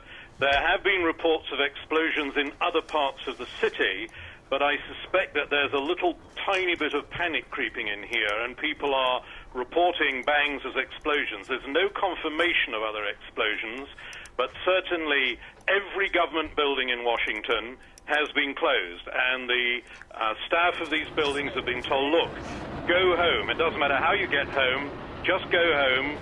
Try not to use cars because the roads are totally blocked, but go home, get away. And of course that's causing a considerable amount of confusion, not to say panic here. Bear with us one second, Keith Graves. We're taking live pictures from our colleagues at Fox News in New York. We know that one of the twin towers at the World Trade Center in New York collapsed a short time ago. Some 25,000 people work inside that building. You just saw live here on Sky News. The second tower has collapsed. The second tower has collapsed. 25,000 people also work in that tower. They were hit by terrorist aircraft at 9 o'clock this morning. Let's listen to our colleagues. From Boston to Los Angeles was hijacked today, and that its plane was the first one involved in this attack on the World Trade Center. Brian Wilson is on the phone with us now from the Washington area. Brian, what's the latest? Well, I wanted to tell you, John, that I'm in front of the Capitol, and a moment ago, police officers ran up to us and ordered us off of the grounds and told us, and I quote, there is a plane that has been hijacked. It is 20 minutes south of Washington. This was about 10 minutes ago, and is headed this way. They are taking ultimate precautions. Now, as you know, in these chaotic situations, sometimes information gets twisted.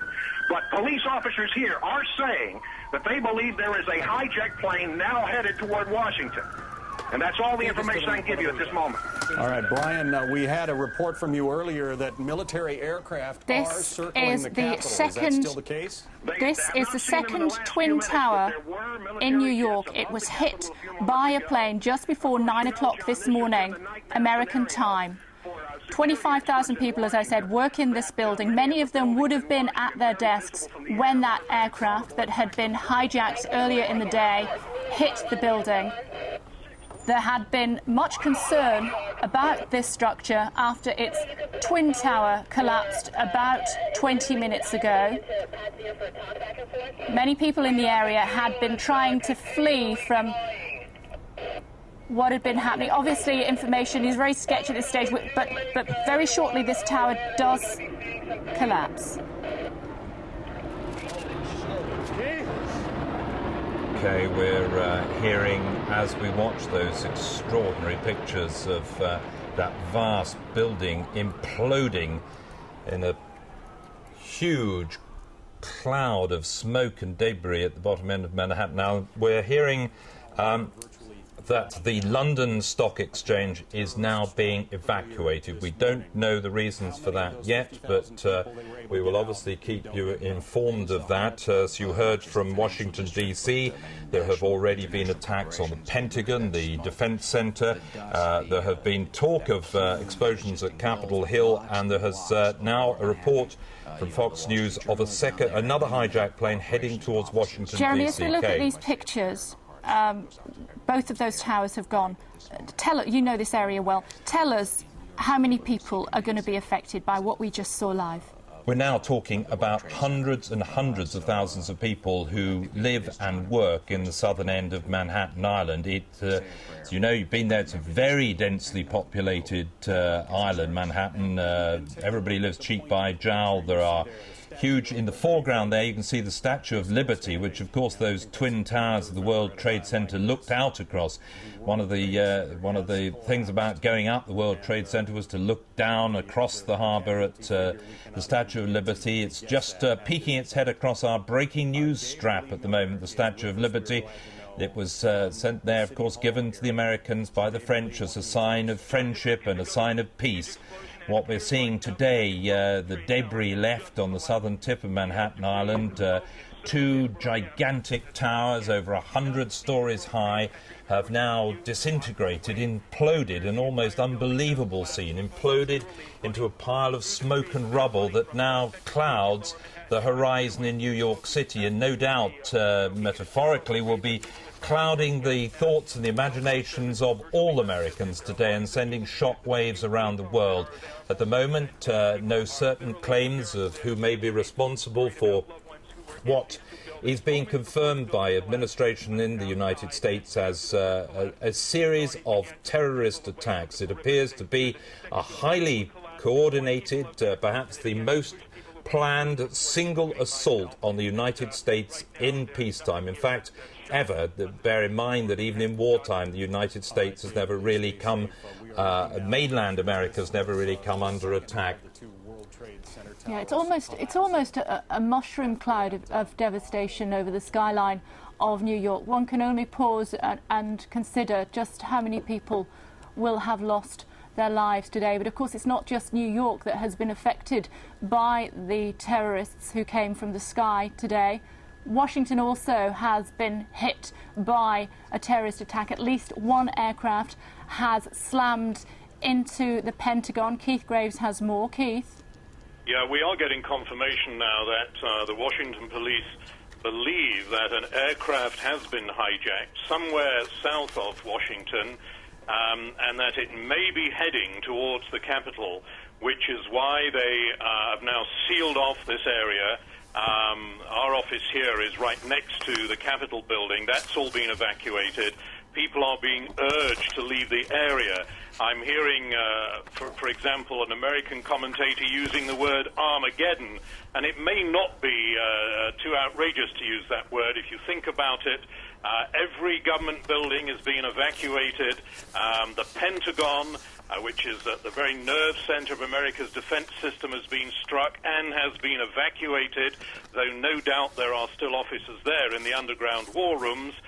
Every aircraft in the United States has been told to get itself on the ground. Every airport has been closed.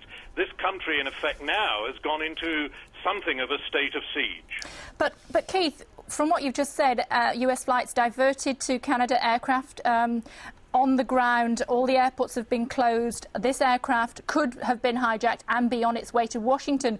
Presumably, it'll be shot down.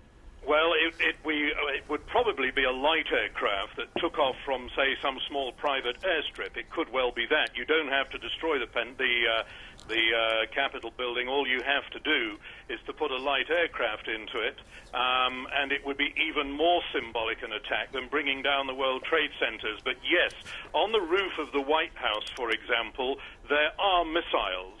that are geared to go off if aircraft approach Keith, bear with us closely. 1 second. I'm sorry to continue to interrupt you, but obviously we want to bring our viewers right up to date just as soon as we have any information whatsoever. We believe that Canary Wharf Tower, one of the biggest buildings in London, indeed in Europe, is being evacuated as we speak. More as we have it. Continue, Keith. Sorry. Keith.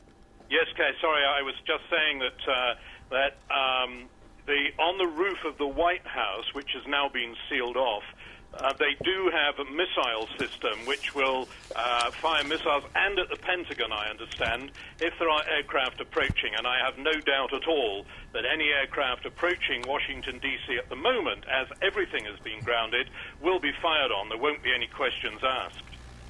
We are also hearing, Keith, that planes in the United Kingdom are likely to also be grounded. No confirmation as yet. We're likely to hear from Heathrow very shortly that no aircraft will be taking off from United Kingdom soil for now. Planes that are already on their way to America, what's happening to them? Remind us, Keith. Well, we're told that they're going to be diverted at the moment.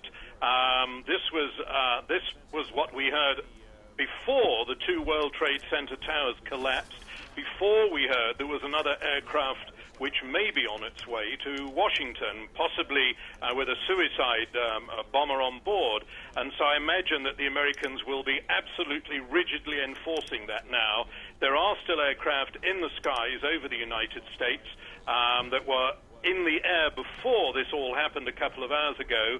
They have been told that they must head immediately for the nearest airport, and American skies are going to be clear of aircraft within an hour or two. Aircraft on their way here from places, for example, like the United Kingdom, we're told if they can't turn back, they'll be diverted to Canada, or they'll turn back, or they could be diverted to somewhere like Mexico, or they could be diverted even to somewhere like Iceland, but they will not be allowed to land in the United States for the foreseeable future.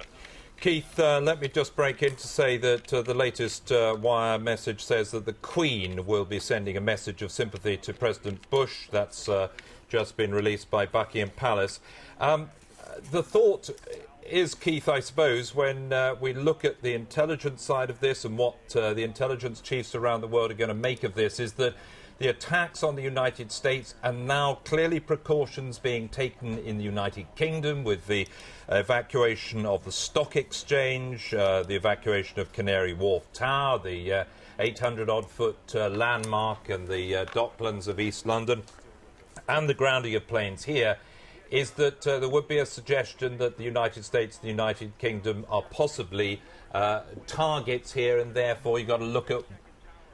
We understand also, Keith, that you may have heard that at your end, that part of the Pentagon has now collapsed following the explosions there earlier, with the planes crashing in, or at least one plane crashing into the Pentagon. It does suggest, Keith, that that they're dual targets, so it's either something to do with Western democracies or capitalism, or something that the perpetrators see as both nations responsible for. Yes, Jeremy, because, of course, Mr. Bush is, and America's closest ally in the world is the United Kingdom.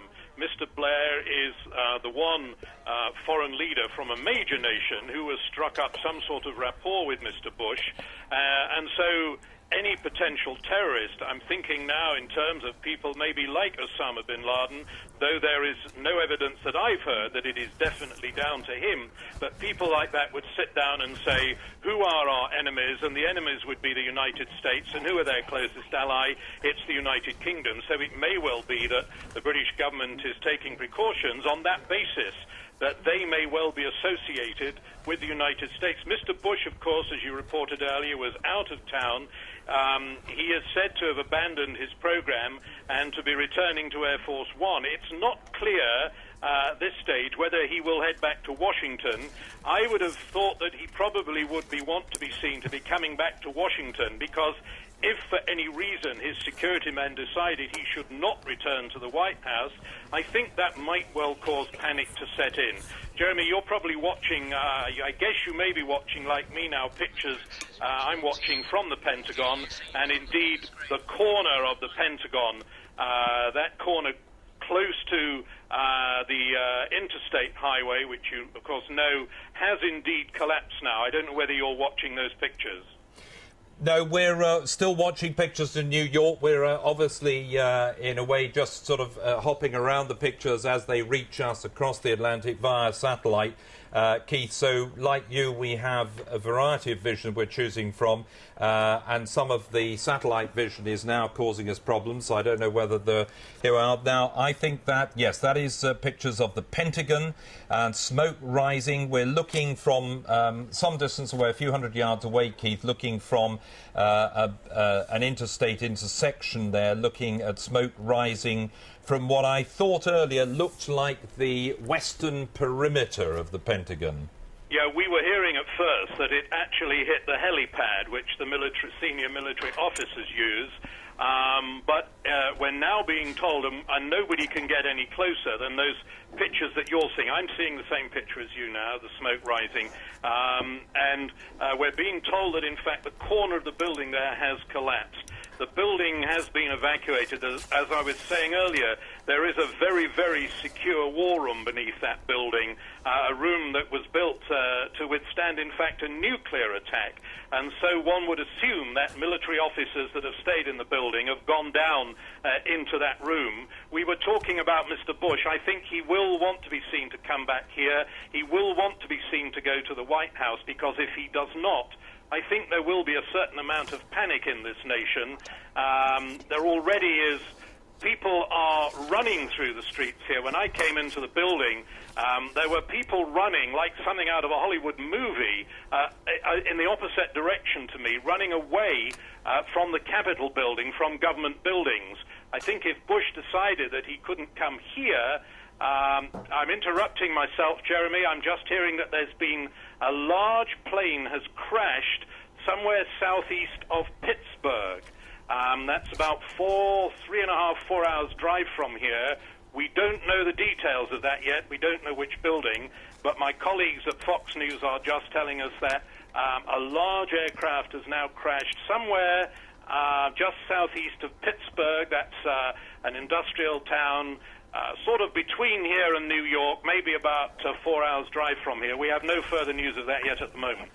Indeed, as I watched pictures, those extraordinary pictures from a short time ago of the collapse of the second tower at the World Trade Center, the implosion that followed the earlier crash of the plane into the upper stories of that, and they are quite unbelievable pictures. As Keith said, somewhat like Armageddon. Fox News in the United States are calling it a day of terror, and not surprisingly so. Keith now telling us of a large plane crashing southeast of Pittsburgh. At the moment, it looks very much as if the targets that have been picked out by whoever is behind this series of incidents, series of attacks today, and I think they are nothing less than attacks on the United States, have been aimed at the northeast of America, the very powerhouse, both politically, commercially and industrially, the powerhouse of the United States.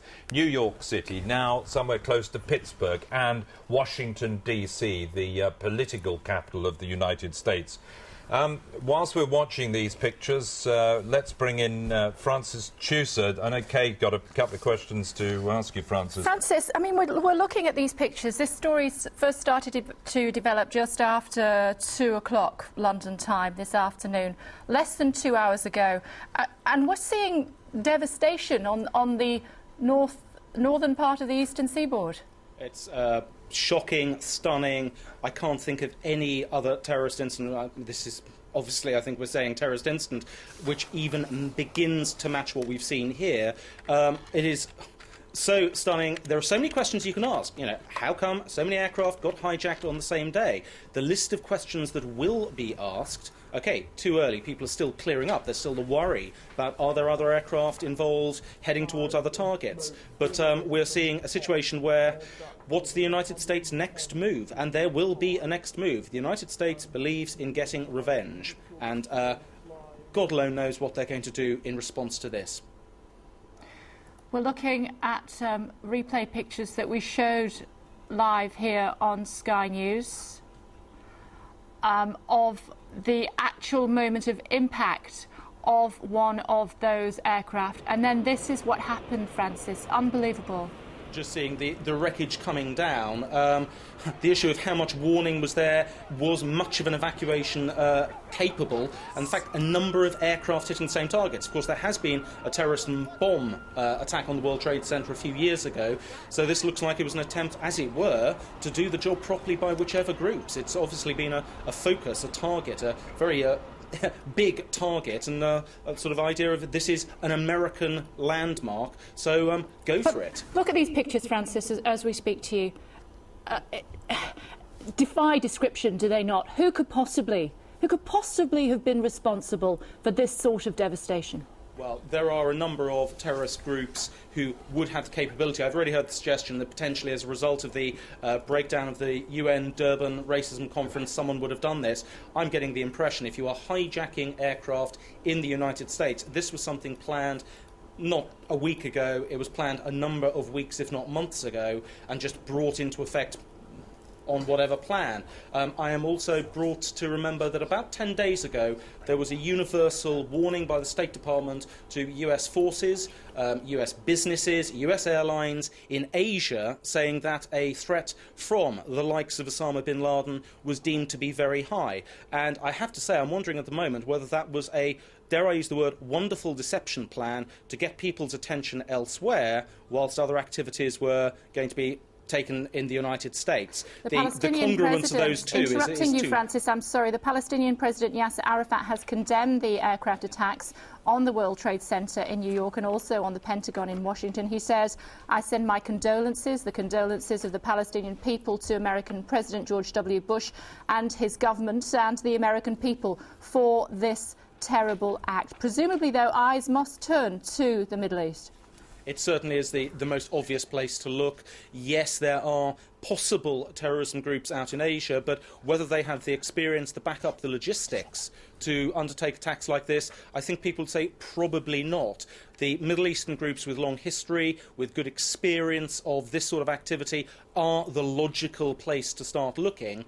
The issue of, well, Osama bin Laden, we know he has been boasting about going for more high-profile American targets around the world to, as it were, in his words, fight back against what America is doing against the Iraqis and against the Palestinians. And again, I would have thought, and we heard Keith Graves earlier talking about it, he must be a name very high on any list that the Americans are going to investigate.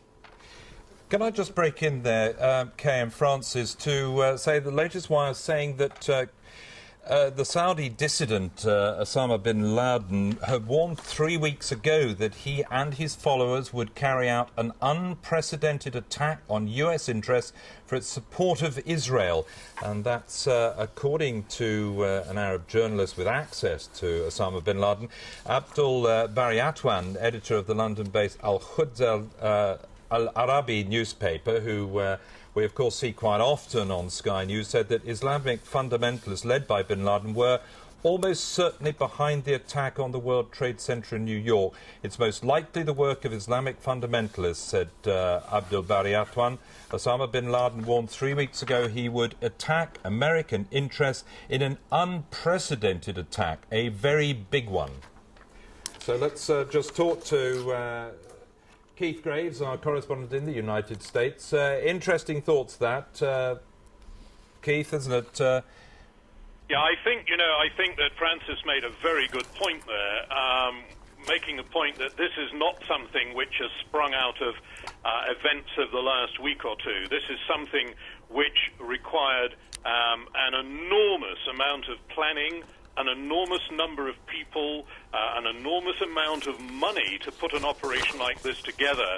And I was just thinking when Francis was talking, last Friday, the Pentagon issued a warning, the State Department, the American Foreign Ministry, issued a warning, a public warning, saying that it had received notification or intelligence that there might be an attack pending on American subjects overseas, not within the United States. But certainly Barry Atwan is right that 2 or 3 weeks ago, Osama bin Laden did say that he was planning a spectacular attack on the United States. you know, he says these things so often that I think people tend to become a bit complacent and say that here is this man who's sitting there in Afghanistan. He's isolated pretty much from the outside world now. He's just shooting his mouth off. You know, if indeed he is behind it, and it certainly needs his sort of money, and it also needed people who are prepared to die, because obviously a number of the people involved in this died while these attacks are being carried out. Keith, interrupting for you 1 second. I'm so sorry, Keith, if I can interrupt you for 1 second. We are looking at these pictures from America. We're receiving them live here in the United Kingdom. We're not sure what the plans are for that pilot or indeed that aircraft at this stage. Can I just say, Kay, that is that's the gatehouse to the White House, just taken across from Lafayette Park. So those are people actually running out of the White House a short time ago. We know that the White House has been evacuated. We also know that many other buildings have been evacuated. We're hearing that Jack Straw, our Foreign Secretary, has described this incident as an attack on civilization. Tony Blair is calling a meeting of his senior ministers as we speak. The Stock Exchange in London has been evacuated. I'm actually astonished. Canary Wharf to death, has been evacuated. Tight security at all buildings in London. Not sure at this stage what effect, if at all, the attacks on the eastern seaboard will have in the United Kingdom, but we do know that all aircraft from here to America have been grounded. All aircraft from anywhere else in the world to America have been grounded. All aircraft in America have been grounded. There has been an aircraft which ploughed into a building in Pittsburgh just moments ago. We have no further information on that at this stage. Let's listen to an eyewitness. The hundreds of people that have already died. It's shocking. But I'm frustrated with the country as a whole that we don't take a strong stand against terrorism. This had to happen. As long as we're going to let people off the hook in the Mideast, Iraq, Iran, and places like that, when they blow up buildings in Beirut and places like that, if we don't take a strong stand, this is going to continue. And it was just a matter of time. There has been an explosion also at the Pentagon, and we're hearing from our correspondent in America, Keith Graves, that part of that five-sided building has collapsed. That would be where the war rooms are, Keith. Okay, just let me answer your question a minute. We're hearing that fighter aircraft have now been scrambled from fighter bases around Washington in Virginia and Maryland and are patrolling the skies around the Capitol. That's the state that it's reached here. There is still this report that somewhere an aircraft took off without permission somewhere south of D.C. and was heading in this direction. There is still no confirmation that it's been spotted, that it's on the way here, but or that it's indeed heading for the Capitol building, which was one suggestion.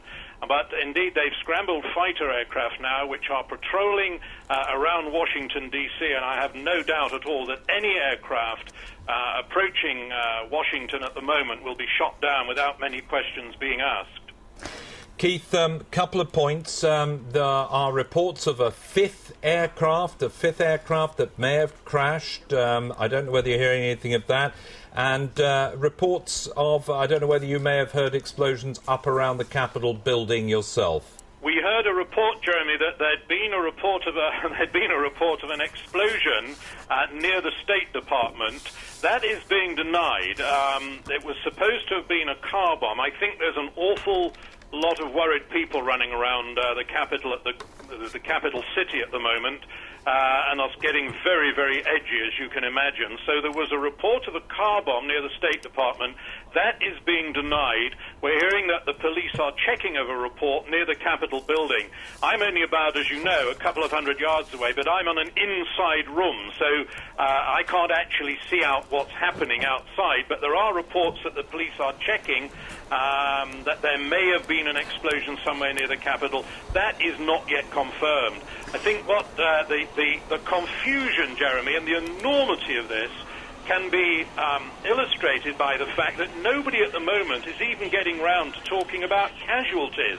Normally by this time, 2.5, 3 hours after this happened, people would be saying, yes, well, there's this number of dead, this number of injured. All I'm hearing are reports that, well, there are probably thousands of injured, and we don't know how many dead there are. And I suspect that it will be some time before they know, because trying to sort out the chaos in Manhattan from those the two collapsed towers is going to take days. It's not going to take hours, but it's an indication of the enormity of what's going on here on the eastern half of the United States, that they haven't got a clue yet how many people are injured or how many people are dead. Okay, Keith, thanks. Let's just hear Shepard Smith, one of our correspondents from our colleagues at Fox News. Bridges and tunnels in the city are closed, that there's no one allowed inside and out. This building on which I'm standing is the headquarters of the News Corporation, but houses literally thousands of workers on 45 stories. Initially, in the initial confusion, no one knew quite what to do, but now in this building, and I'm quite confident in skyscrapers across Manhattan, security is at the door. No one is allowed in or out without an ID. Now anyone who leaves is not allowed back in, except, of course, for news personnel. And the main thing that's being urged everywhere you go is calm, that this is a time to remain calm. We are hit with a national crisis unprecedented. And the word from people on the street, from the mayor of New York City and others is, it's time to put your arms around a neighbor, take a deep breath, and try to get through this. There are certainly the inevitable concerns of what will happen in this city in the days to come. Mayor Giuliani has an enormous police force of more than 40,000. The city is equipped, we have always been told, to handle any level of disaster, and certainly New York's finest and New York's bravest will do their dead level best to make sure that this city remains as calm as is humanly possible. The Empire State Building in the foreground here, as you can see, and it's my understanding that in the moments after the first collision happened, the Empire State Building was put on alert. I was listening to a radio reporter from 1010 Winds, a local radio station, which had dispatched a reporter there saying that there was an orderly exodus going on. I can tell you that for the thousands who are in this building, the exodus was orderly. The drive through the streets, an eerie calm, tears on avenues and streets as I made my way here. People, some of them wandering in front of buildings. At St. Patrick's Cathedral in the heart of Midtown, where you turn to come to this building, there were hundreds of people out front, some on their knees at the front of that building, saying prayers for the no doubt thousands who were in those buildings and in that area when the two jets crashed into them. Now back to you downstairs in the studio. All right, Jeremy, you know New York very well. We were discussing that earlier. The skyline of New York without the World Trade Centers, they have been there 30 years. They've taken the backdrop away from New York, really, to see when that dust finally settles, and when the dust settles on America, you sense that the shock will go on for months, if not years after this. There will be a transformed New York City. It will look very different. The people of New York and the people of America will live with the impact and the scars of this attack on their nation for many a long year to come. It's going to be very hard, if not impossible, to rebuild the World Trade Center. So for an awful long time, they're going to have a lot of rubble and a hole in the ground to remind them of what somebody did to the very heart of their nation. And I mean, what we're also talking about is a nation at the moment that is part paralysed, aren't we? Indeed. So every plane in America is on the ground.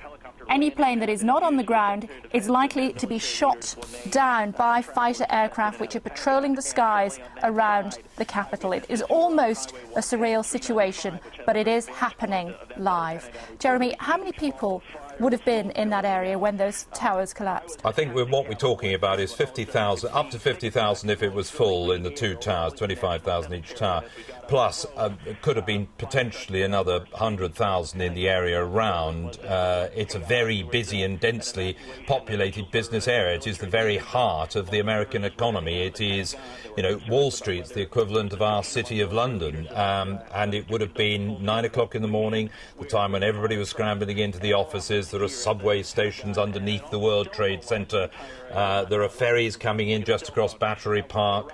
And you can imagine, even though people would have evacuated, you can imagine the scene when that building not only was hit at the top, but then later started to collapse. This was the first building. This was hit higher than the second building, which had impacted moments earlier.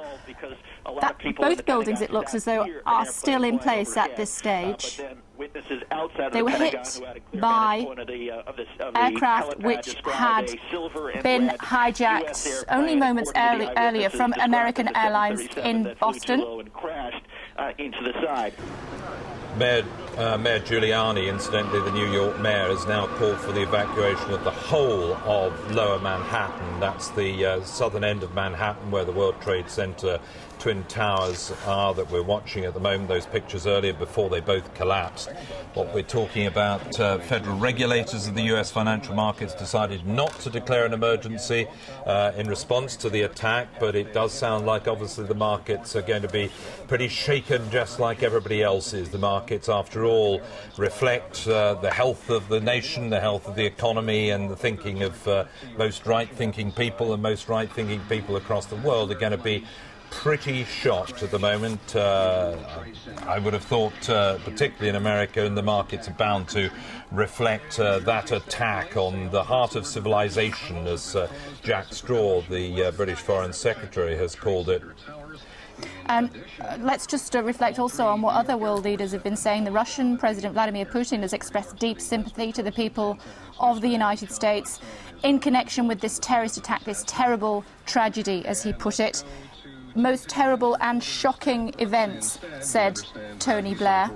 The Israeli Defense Minister Benjamin Ben-Alizer told Israel's Army Radio it was simply a tragedy. And in Brussels, Chris Patton, European Commissioner for External Affairs, said, "We're all watching events with absolute terror." Some people taking pictures of the smoke pouring from the World Trade Center towers, others just standing there looking.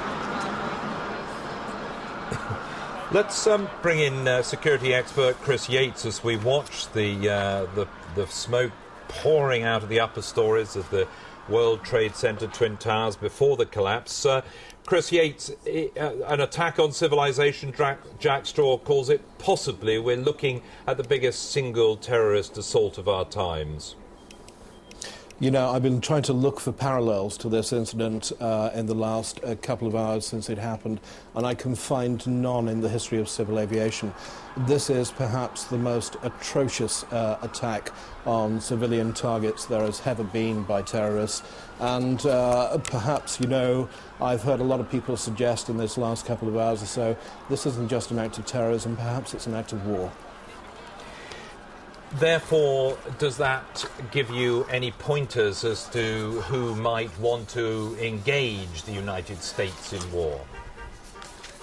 This is a very difficult question, isn't it? You know, we've gone through the list in the last couple of hours of the possible groups that could have carried out such an attack. And I think in the State Department's thinking, in the FBI's thinking, and the various other alphabet soup agencies in Washington, while we're chasing around trying to find answers to this, I think Osama bin Laden and his group of terrorists have got to come at the very top of that list.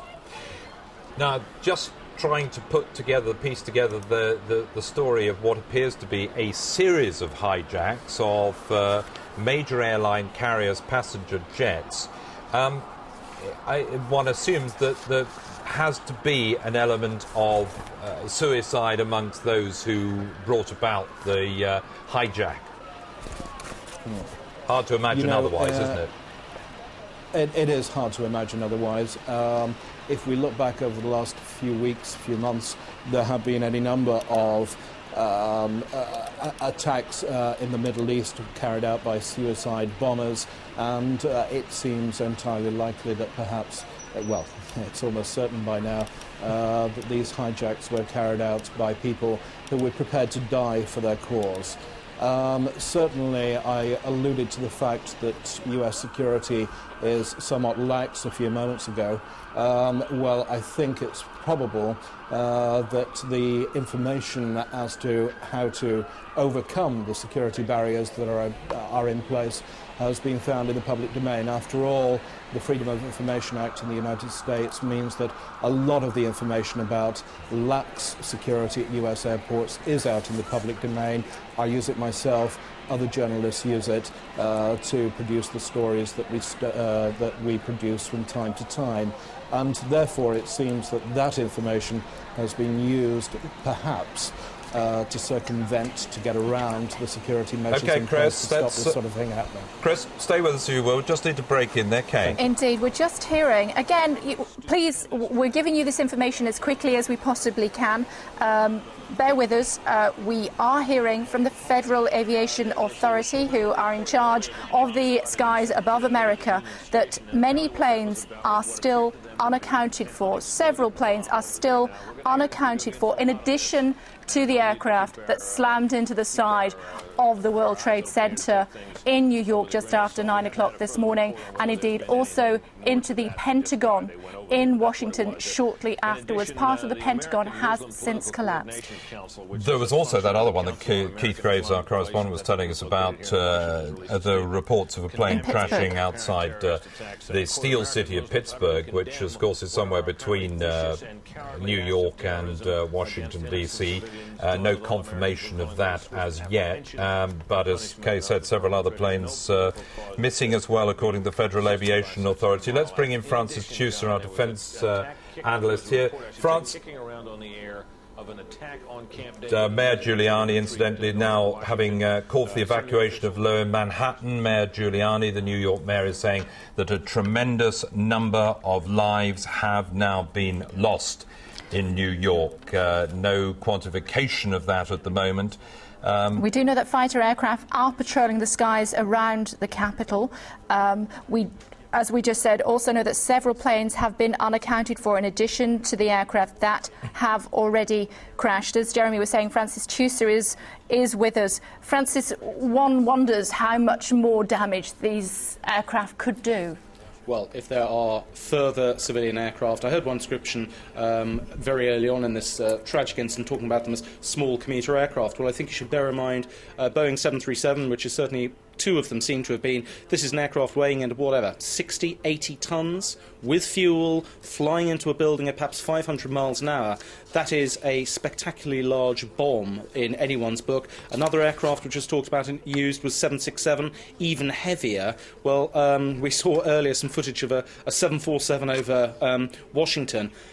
Heaven knows what would happen if one of those has been hijacked, because with full fuel load, you're talking about an aircraft weighing up to 200, 250 tons, and that is just a massive bomb in the air. And if you've got hijackers who have no worries about committing suicide, then you've got a serious problem. And of course, you've got fighter pilots now flying over Washington who are faced with this awful possibility.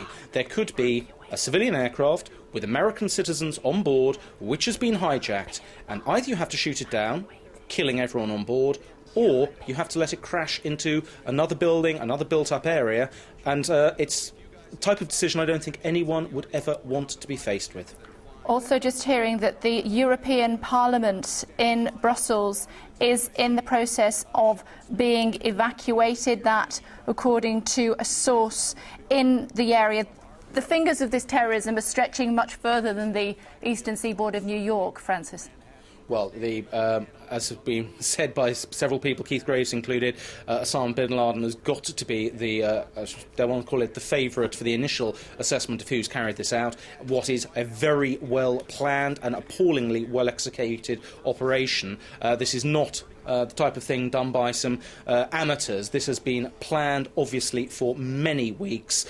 People have been smuggled into the United States. Weapons, explosives have been acquired in the United States or smuggled in.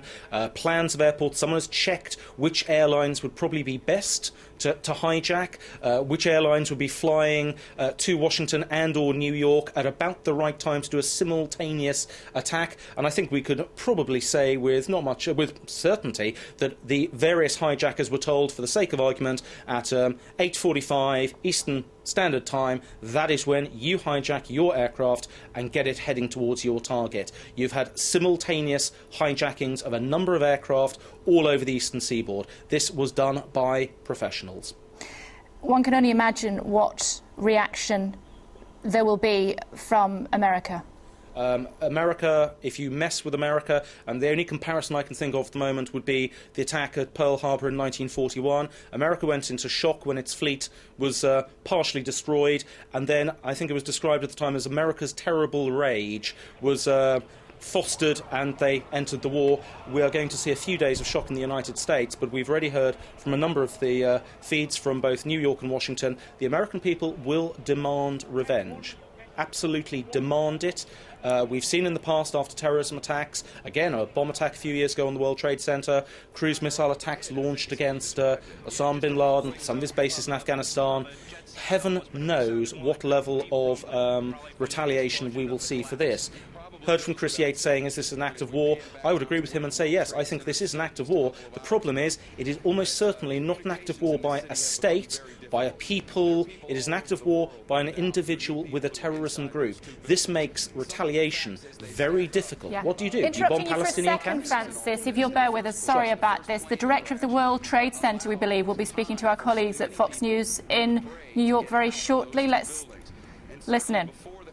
Happened, there was time for a number of people to get away. If you are considering or trying... Alan Rice, Reese, spelled R-E-I-S-S, Director of World Trade Center, Chief William Hall. You know what? Pat, I'm going to use the shotgun. Rotating the camera. Obviously much confusion in New York. These are live pictures. Katie, forgive me, we're just trying to get the, obviously, as you can imagine. Joe, go ahead. You may put the microphone on there. As you can imagine, this is a very, very difficult situation here. We are here with a couple of guests who can give us at least some insight into what's going on there. This is Chief William Hall of the Port Authority Police of New York. As we told you earlier, the Port Authority Police have jurisdiction over those the Trade Center. And also Alan Rice, who's the director of the World Trade Center. Gentlemen, if I get you just to stand like that. First of all, Chief, do we have any idea of how many people are in there? We have no idea. Now, as you know, it was pretty much rush hour time that this took place this morning, so the numbers we don't know yet. We tried to get almost everybody out that we could early on. After the first two crashes, when the planes hit the building, there was roughly about, I would say, what, an hour and 15 minutes between that and the point where the South Tower collapsed, give or take. How many people you were able to get out? Do you have any idea? We don't know. We tried to do a floor-by-floor search. New York City Police, the Fire Department, Port Authority Police, best they could, tried to get everybody out. But as you know, there were people still coming out after that building came down. Do you have any idea how many people would normally be in the building at 8:30 or normal? This is the director of the World Trade Center. Probably 10,000 people in each tower. 10,000 people in each tower would typically be in there on a normal business day. And we get about another 5,000 visitors during the course of the entire day. So by 8:30, 9 o'clock, the building should have been full. Okay, so in other words, by 8:30 to 9, you figure the building would have been approaching full capacity with the workers. So we are talking about roughly 10,000 people per tower. Per tower. Now, at this point, obviously, you've got a situation, these towers having collapsed, that is bordering on chaotic. What's the first challenge? What are you doing at this moment? I've seen emergency workers try to go in there after the first couple crashes and come running back out. What are you trying to do now? I guess the next step is between the chief and myself and my staff. We're going to go assess the condition and determine whether it's safe or not to send personnel into the building to continue looking and evacuating people. Are there any emergency workers in there now? We don't know that. We don't know. If they were in there now, presumably they would have been trapped in there from the earlier. It's possible. It's possible from what we saw happen here. Yeah, very much so. We were trapped ourselves in the building in the basement. We were the building collapsed and we came out of that. But yes, sure you were in the basement of the South Tower. No, we were in the basement of building 5, 6. Okay. Right, yeah. and I was in building 5. We had to dig our way out to get out. You dug your way out. What was that like? Scary. Scary, but I was a volunteer fireman for years, so you learn not to panic. Yeah. What was the one last thing? What do you do right now to try to get to those people? How long before you get to those people? We're going to have to wait and make the building safe. We have our engineers here, our law department here. We're going to make the building safe. Now we're going to send in rescue teams. We're already breaking the men and women up into rescue teams, and they're ready to go once the building is declared safe of what's left. And how soon before they're back in there? We're going to try and do this right now, and I hope soon. Is any part of the building still standing down there? We can't really see. I can't see either. here. I can see what you see. I don't know. You don't even know how much of the building is left. No, that's where we're going now, to assess the condition. All right, So thank you. very We much. understand you have emergency work to do. We appreciate it very much taking the time out. So the man in charge of the World Trade Center just telling our colleagues live at Fox News in New York that he had to dig his way out of the building when it collapsed around him. He said that probably 20,000 people would have been in both of those towers when they collapsed. He said that it was really at the height of rush hour for the amount of traffic that they have in those buildings when the first of those terrorist aircraft slammed into the side of one of the Twin Towers at just before 9 o'clock this morning, just after 9 o'clock. The other tower was hit 60 minutes later. First one collapsed and then the other. 20,000 people would have been inside those buildings at that time. In the UK, security has been tightened significantly. Heathrow and Gatwick are both telling us that security is extremely tight indeed. Canary Wharf, security very tight there. The Stock Exchange in London, security very tight there. The Prime Minister is meeting with his senior colleagues, and as soon as we have more from them, of course, we will bring it to you live here at Sky News. Another bit of information, we don't know yet whether this fits into this extraordinarily violent and shocking jigsaw that is building up over the day, but we now hear from Islamabad in Pakistan, the political capital of Pakistan, that the ambassador of Afghanistan's ruling Taliban movement in Pakistan has called a news conference Tuesday night, local time, and that follows the attacks in the United States. The ambassador, Mullah Abdul Salam Saif, will address a news conference at what we understand to be 4:30 our time, 15:30 GMT.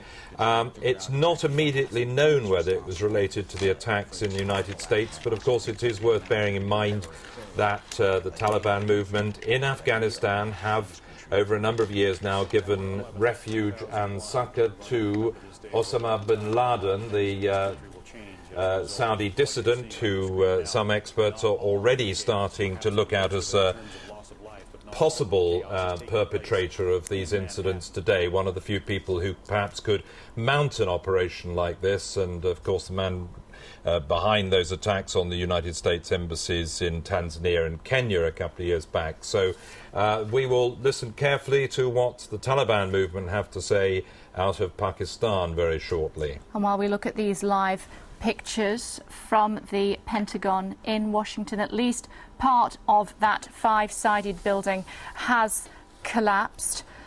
The fingers of terrorism, of course, not just in America at this stage. All of the Western world will be looking at its own security, not least the United Kingdom. Paul Bromley, we believe the Cobra Committee is sitting. What is it and what are they doing? Paul Bromley.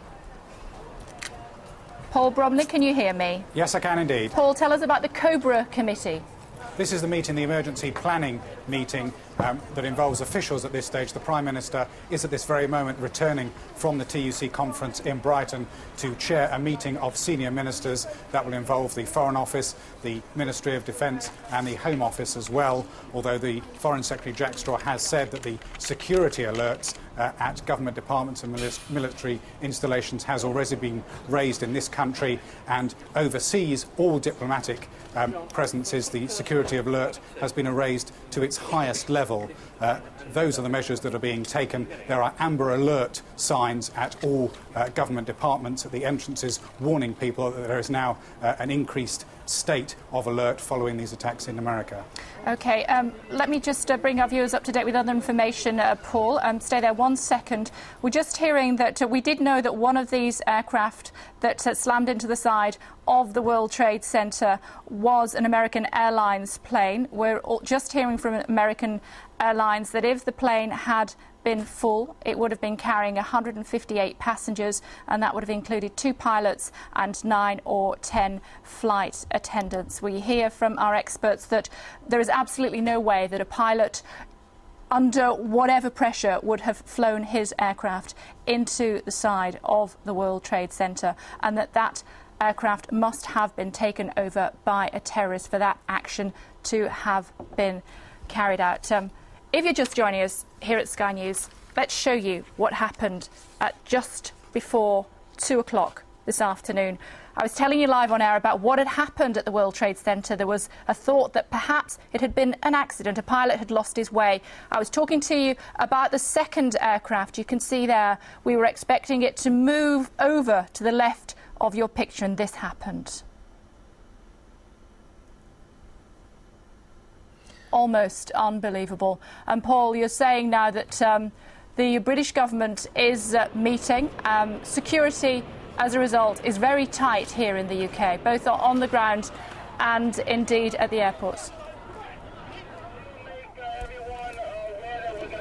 Increase the level of security at key sensitive posts. The Prime Minister and the Foreign Secretary have already been in contact with the Americans to offer their condolences and sympathies at what they called an attack on civilization, talked about these shocking and terrible events. So there will, of course, be a knock-on effect here in the UK. I have to say at the moment there is still free and easy passage around the Westminster area, but obviously an increased state of security and an increased awareness of the possibility of terrorist attack here.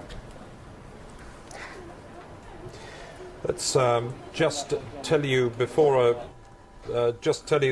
US Secretary of State Colin Powell has cut short his first South American tour after this terrorist attack. He has said a great tragedy has struck our country. It will not affect the nature of our society. We will find out who is responsible for this and bring them to justice. That was Colin Powell speaking from Lima. He will, of course, be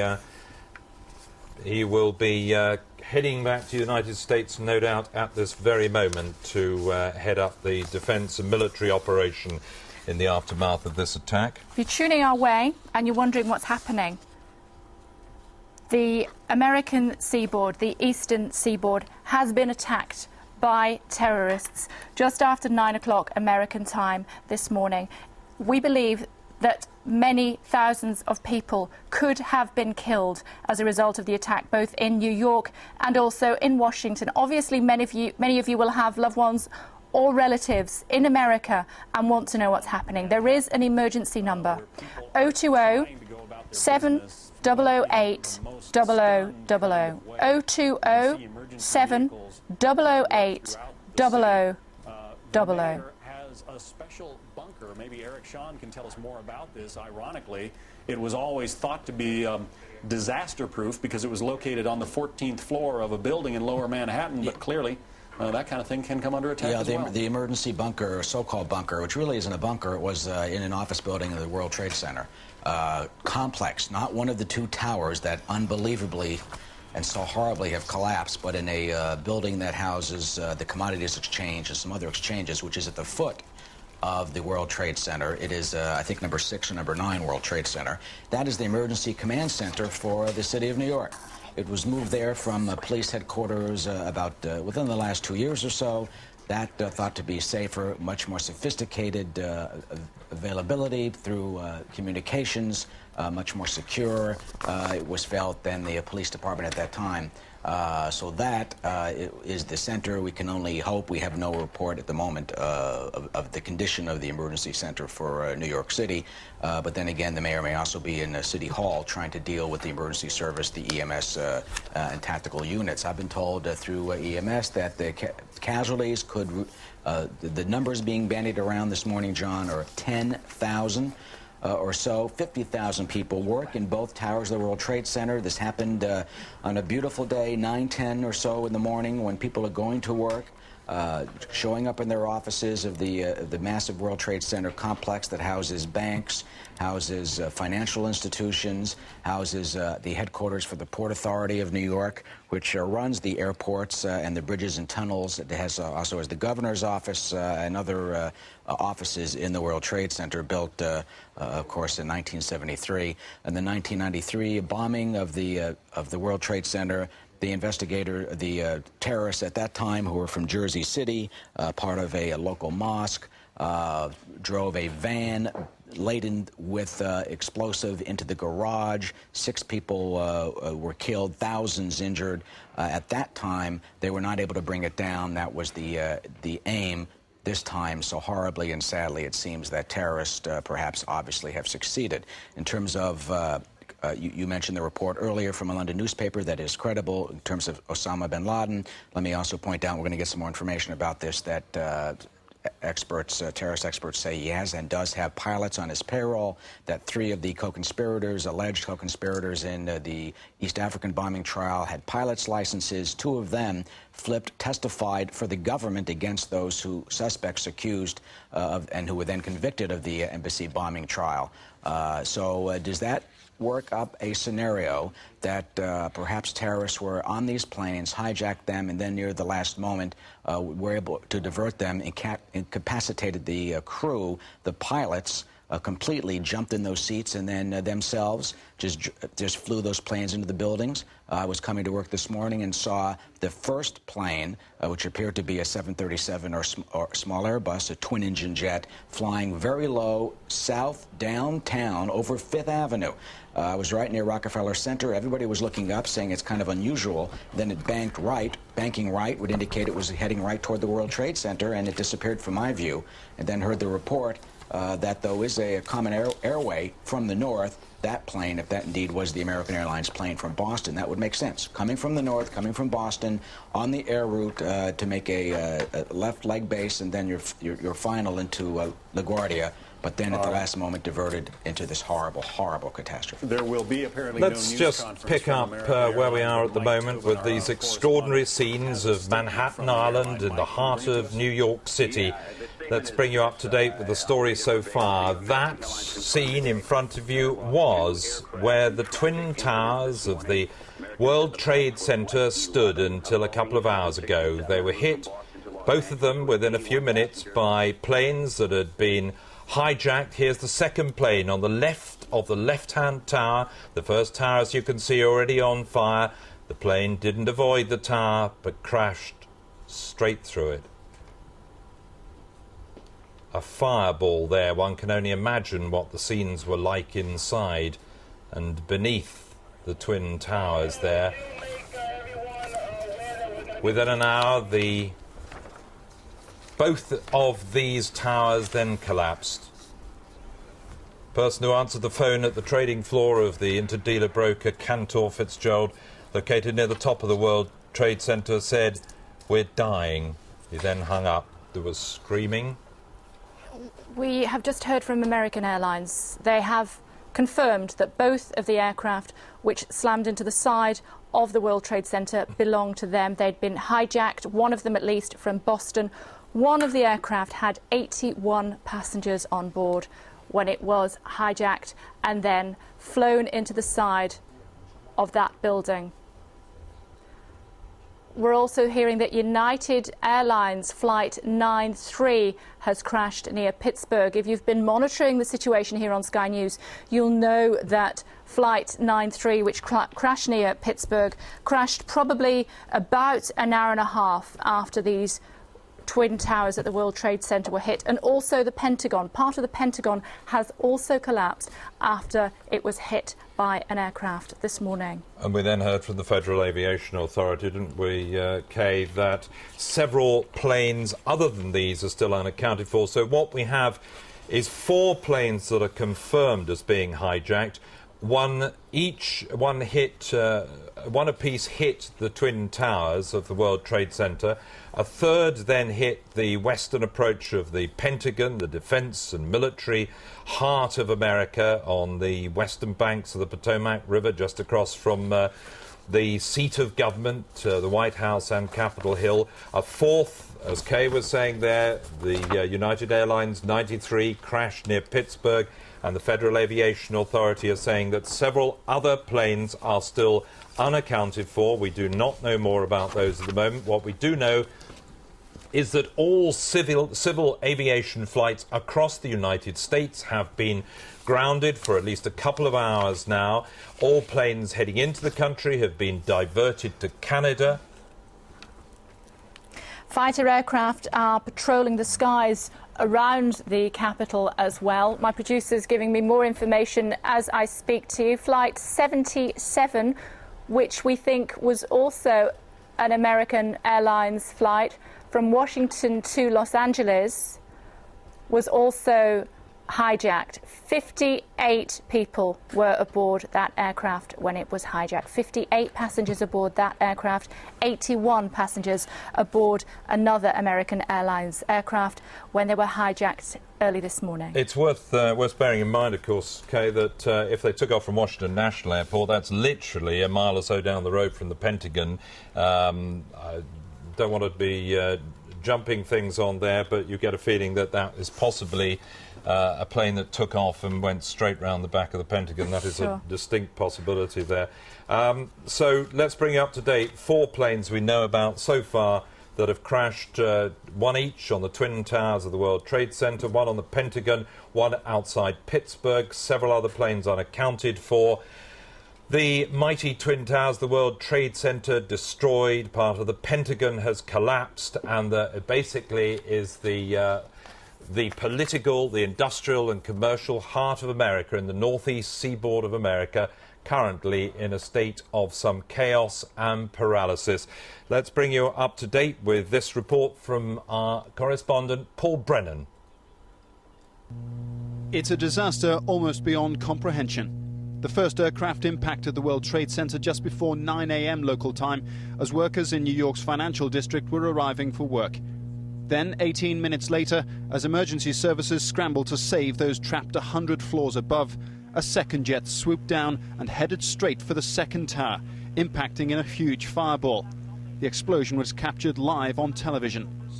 Thoughts of a tragic accident vanished as it became obvious that the World Trade Center was under terrorist attack. Everything just all of a sudden just imploded. I ran as fast as I could, went inside of a building about a block away. I stood in the building for a couple of seconds, and then all of a sudden the building started filling up with smoke. A big explosion happened. Some guy came out. His skin was all off. I helped him out. This is him all over. The US president gave a shocked news conference within half an hour of the disaster. Today we've had a national tragedy. 2 airplanes have crashed into the World Trade Center in an apparent terrorist attack on our country. I have spoken to the Vice President, to the Governor of New York, to the Director of the FBI, and have ordered that the full resources of the federal government go to help the victims and their families, and to conduct a full-scale investigation to hunt down and to find those folks who committed this act. Some 25,000 people work in the World Trade Center. There are no firm details yet of the casualties within. But even worse, it seems the 2 aircraft were passenger jets hijacked in mid-air after taking off from Boston, ordered on a suicide mission. With America still reeling from the shock, another passenger jet was deliberately crashed against the Pentagon in Washington, the heart of America's military organization, causing a huge explosion. In New York, just as survivors thought the catastrophe could not possibly worsen, an hour after the first impact, one of the towers collapsed in huge clouds of ash and rubble. 20 minutes later, with flames and smoke pouring out of the upper floors, the second tower gave way. The White House has been evacuated. All domestic flights have been grounded within America. The landscape of New York has been changed forever. The landscape of the American psyche has been irreparably scarred. Paul Brennan, Sky News. Live pictures from New York. Probably one of the worst terrorist attacks in history has happened this morning on the eastern seaboard of America. The death toll is likely to run into tens of thousands of people. 4 aircraft were hijacked. 2 of them had at least 140 passengers and crew on board. One can only imagine about the terrible deaths. Joining us in the studio is Philip Baum. He's the editor of Aviation Security International. Used to be responsible for security training for one of the American Airlines TWA. When you were going through that safety training procedure, you could never have expected this in your wildest dreams. Absolutely not. This is really worst case scenario. If you look at what's happened in aviation security since Lockerbie, most of the emphasis has been on trying to identify bombs that could have been infiltrated onto an aircraft to prevent an act of sabotage. Whereas traditionally the old-style aviation security was focusing on hijacking, and this is really where the two meet, hijacking aircraft to carry out the worst possible attacks of sabotage. How would a terrorist go about that, though? I mean, presumably there are procedures in place to prevent that from happening, and yet it seems to have happened on a massive scale this morning in America. Well, there are procedures in place, but there is no such thing as 100% security, and we're not talking about one terrorist. We are here we're talking about a terrorist organisation, seemingly with very many committed people that are prepared to kill themselves in the process and become martyrs for their questionable cause. How would they have got into the cockpit?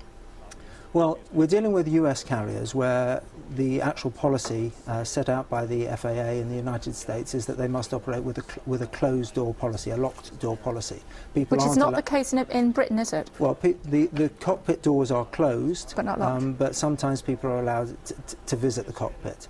That said, you can have a locked door policy, but if a passenger on board a jet decides to take out a weapon, a gun, a grenade, or even threaten the fact that they've got an explosive device and threaten a flight attendant, they're going to be able to get into the cockpit. It's simply a delay mechanism. That's helicopters. That President Bush? Well, it's certainly of the type that President Bush would use. Whether he is back yet, it looks like it's hovering over the treetops near the White House there, so it is entirely possible. Just trying to identify that better. Would they take him to the White House, Jeremy? Well, it seems, in view of the fact we've heard earlier that the White House has been... No, in fact, that is the side of the Pentagon, so we can see the smoke on the far side, possibly the west side of the vast Pentagon building, so I think that was just probably a military helicopter. Mm-hmm. One has a feeling that might have been one of the senior military officials or intelligence chiefs landing there on the car parks to the eastern side between the Pentagon and the Potomac River, but uncertain there. Let's, whilst we're watching that picture of the Pentagon just on the outskirts of Washington, we will bring you some comments from the Palestinian leader Yasser Arafat, who a short time ago had this to say about today's attacks on the United States. First of all, I am offering my أقدم تعازي الشعب الفلسطيني إلى الأمريكيين أو إلى الرئيس الأمريكي Bush, إلى حكومته. Yasser Arafat expressing condolences. We gather there, obviously it's in translation there, for what had happened in the United States today. As we look at these pictures of the Pentagon, so you can see things seem a little bit calmer now. The smoke is starting to clear around the Pentagon. There have been messages from leaders around the world, not only Tony Blair and the Queen from this country, but leaders including Jacques Chirac from France, Vladimir Putin, the Russian president, expressing deep sympathy to the people of the United States. Israeli Defense Minister Benjamin Ben-Eliezer told Israel's Army Radio it was simply a tragedy, and like everybody else around the world, most people undoubtedly sympathizing with the American nation today. Let's just bring in David Learmount from Flight International, who's also been monitoring events. David, we've seen many terrorist attacks around the world, but none involving aviation in quite such an extent as this. This is the nightmare scenario that everybody hoped would never happen when a new kind of terrorism, and that is suicide, the equivalent of the suicide bomber coming into the aviation world. Up until now, generally speaking, people have managed to get bombs on board aircraft but not travel with the bombs. But this is obviously a form of suicide attack of the most appalling kind. one of the things which is really this actually is going to change American domestic aviation and perhaps international aviation forever, because American domestic aviation had security, yes, but it was consciously, by decision, at a very much lower level than the fairly high security offered to their international flights. And this was not made on a rational basis. This was against a recommendation by a commission, a security commission headed by the Vice President Al Gore when Clinton was president, and he said that domestic flying should have equal security to international. But the airlines actually turned it down because they said travelling in America domestically is like hopping on buses and hopping off them, and although they have security, it's nothing like the degree of security which you have to undergo when you go through an international airport. David, I'll just come in there. Latest wire snap that we received is that Air Canada has now said that it has suspended all flight departures across its entire system, including those of its regional airlines, in the wake of the attacks on using planes in the United States. Air Canada said that flights currently airborne en route to the United States are being returned to Canada as a precautionary measure. All flights currently airborne en route to other international destinations will continue on to their final destination. Would you expect the aviation repercussions to be fairly considerable in view of what's happened to the United States? I mean, I'm talking about the immediate repercussions, planes grounded, the aviation networks pretty much coming to a halt in view of this.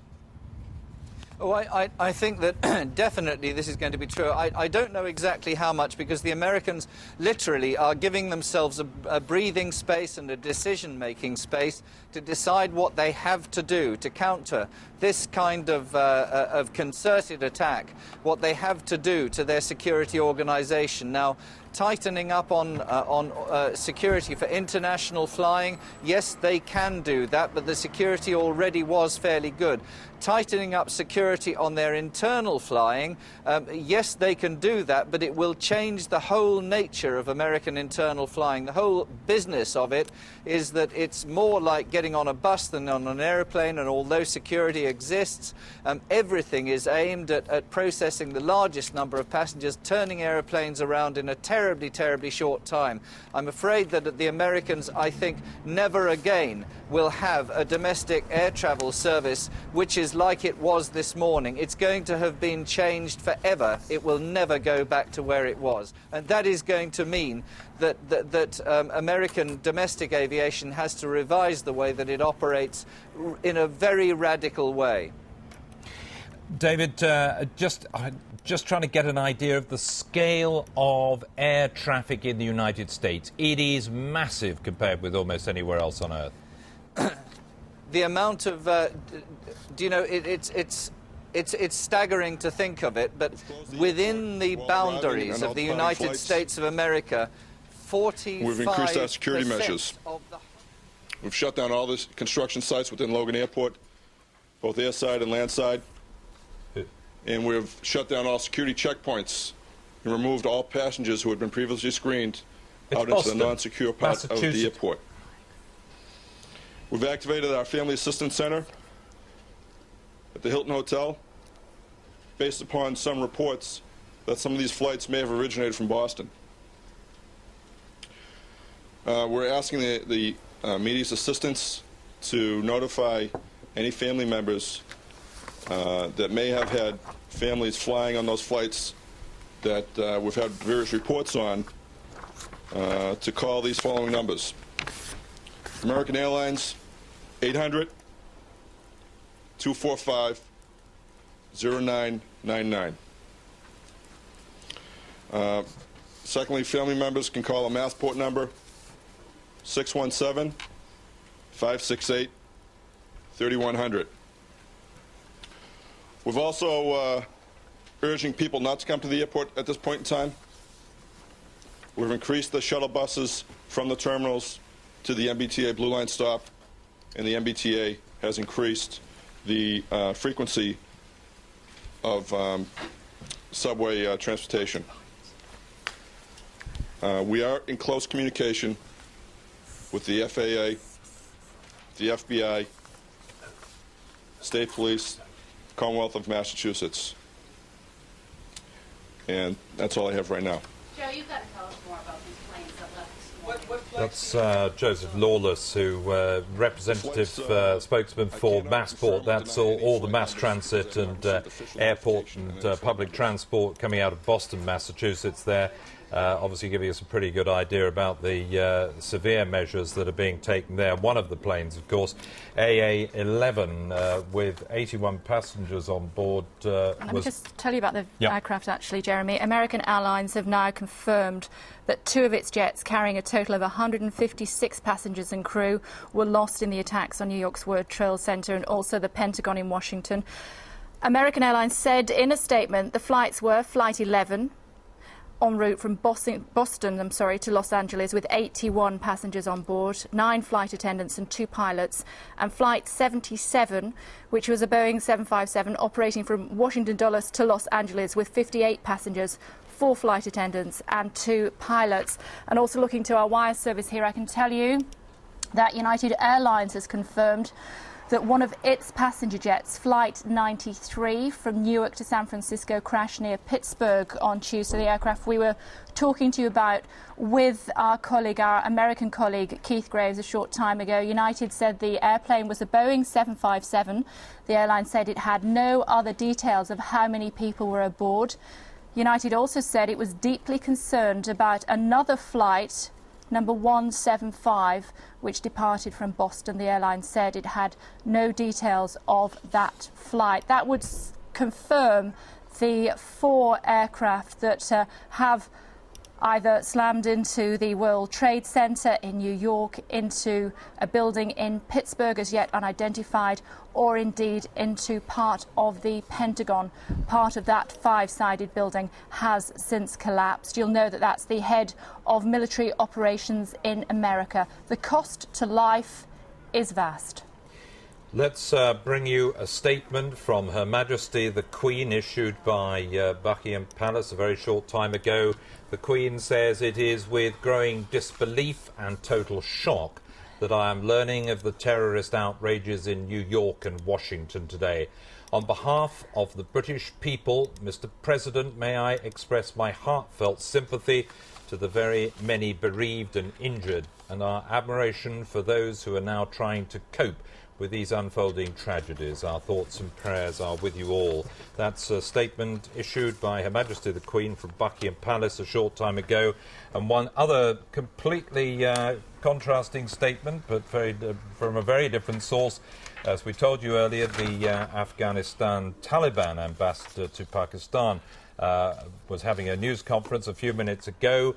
Of course, the Taliban had indeed given some protection and refuge to the Saudi dissident Osama bin Laden in the past, but the Afghan Taliban ambassador has said that they condemn the attacks on the United States. So the Taliban in Afghanistan joining in the almost universal condemnation of today's attacks on the United States. Jeremy, let's just pause for a moment and look at these live pictures reaching us at Sky Centre from New York. Those are live pictures from New York. Just a few hours ago, 2 aircraft collided with the World Trade Center. That building has been in place since the 1970s. I was talking to you live on air, told you about one of the towers that had been hit, watching this happen. Unbelievable. This is what happened next. 20,000 people work in each of those buildings. The Mayor of New York tells us that the loss of life is immense. Tens of thousands of people, perhaps, could have perished under those pools of smoke this morning in New York. Washington has also been hit. Pittsburgh has also been hit. The whereabouts of the President, George Bush, is not yet known. We know that he wasn't in that area at the time. He was in Florida speaking to school children, reading them a story when he heard that the eastern seaboard, the northeastern seaboard of the United States, was being completely decimated by terrorists. That is the result. The loss of life, as I've said, immense. Tens of thousands of people could have perished. Much of that area has been sealed off. The stock exchange in America has been closed down. We believe the stock market in London has also been closed down. Canary Wharf in London has been sealed off. Most of the airports around the capital city here in the United Kingdom have also increased security. The Prime Minister has put in place Operation Cobra. That involves a group of his most senior ministers meeting and discussing what should happen. He was in Brighton at the time of this attack, preparing himself to speak to the TUC conference. He will be arriving back at Downing Street any moment now. Of course, we'll cover that live for you here on Sky News. He will be addressing the Cobra meeting, and then we will be finding out what the United Kingdom is planning to do as a result of that attack today. Paul Bromley, our correspondent, is waiting for the Prime Minister to arrive back at Downing Street. Paul, tell us about Operation Cobra. What does it mean? What does it involve?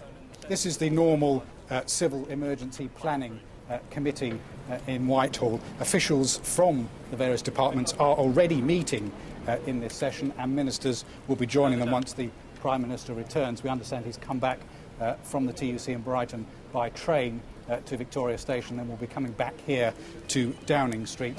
He will then call ministers, including the Home Secretary, David Blunkett, the Foreign Secretary, Jack Straw, and the Defence Secretary, Jeff Hoon, those most immediately involved in responding to these terrorist attacks in America. However, before even that meeting has taken place, we understand from Jack Straw that measures have been taken in the United Kingdom. So the alert status at all government and military installations has been raised in Britain to a higher level. All diplomatic postings overseas, the security level has been raised to its highest possible level, and the Foreign Office has issued travel advice to all British citizens overseas that they should take great care. The Prime Minister cancelled his planned speech to the Trade Union Congress about the public-private partnerships involved, and instead made a brief statement expressing his shock at what he called these terrible events, saying that he was sending his deepest condolences to President Bush and the American people on behalf of Britain, and pledging that he would fight to eradicate what he called this evil from the world. The Foreign Secretary, without going into the intelligence reports that Britain receives, did say that the world was taken by surprise by these terrorist attacks. He described it as an attack on civilization. A year ago, the Prime Minister had to come back from the TUC to deal with the fuel protests. Today, he's returning from the TUC to deal with a far more serious threat. Paul, if you stay with us for a minute, let's bring in Michael Wilson, our business editor. Michael, before we look at the impact on the commercial world and the markets around the world, the first thing is on the human cost of this. And people in the City of London must be desperately worried about their pals and their contacts and their colleagues in the United States. Deep sense of shock there this afternoon, because as is the way of the world, the majority of those big companies in the City of London have American partners, and I know there have been a lot of phone calls made. Some of them have been evacuated out of the World Financial Centre, which is just next to the Twin Towers, and are operating in emergency offices, but a lot of course won't. As far as the sentiment in the market's concerned, it is in this. Wall Street didn't open, obviously, but here, just a complete sense of shock, and it isn't terribly seemly to talk about money at a time like this, but we are a news station, so let's look at it. The oil price up to above $30 a barrel, gold price up, transport stocks down, particularly British Airways down somewhat 21%, I think, this afternoon. Yeah. And that's entirely understandable, because if you remember, after the, I think it was the bombing of the Marines in Beirut, the Americans actually more or less stopped flying abroad, and we've talked a number of times about a looming recession here.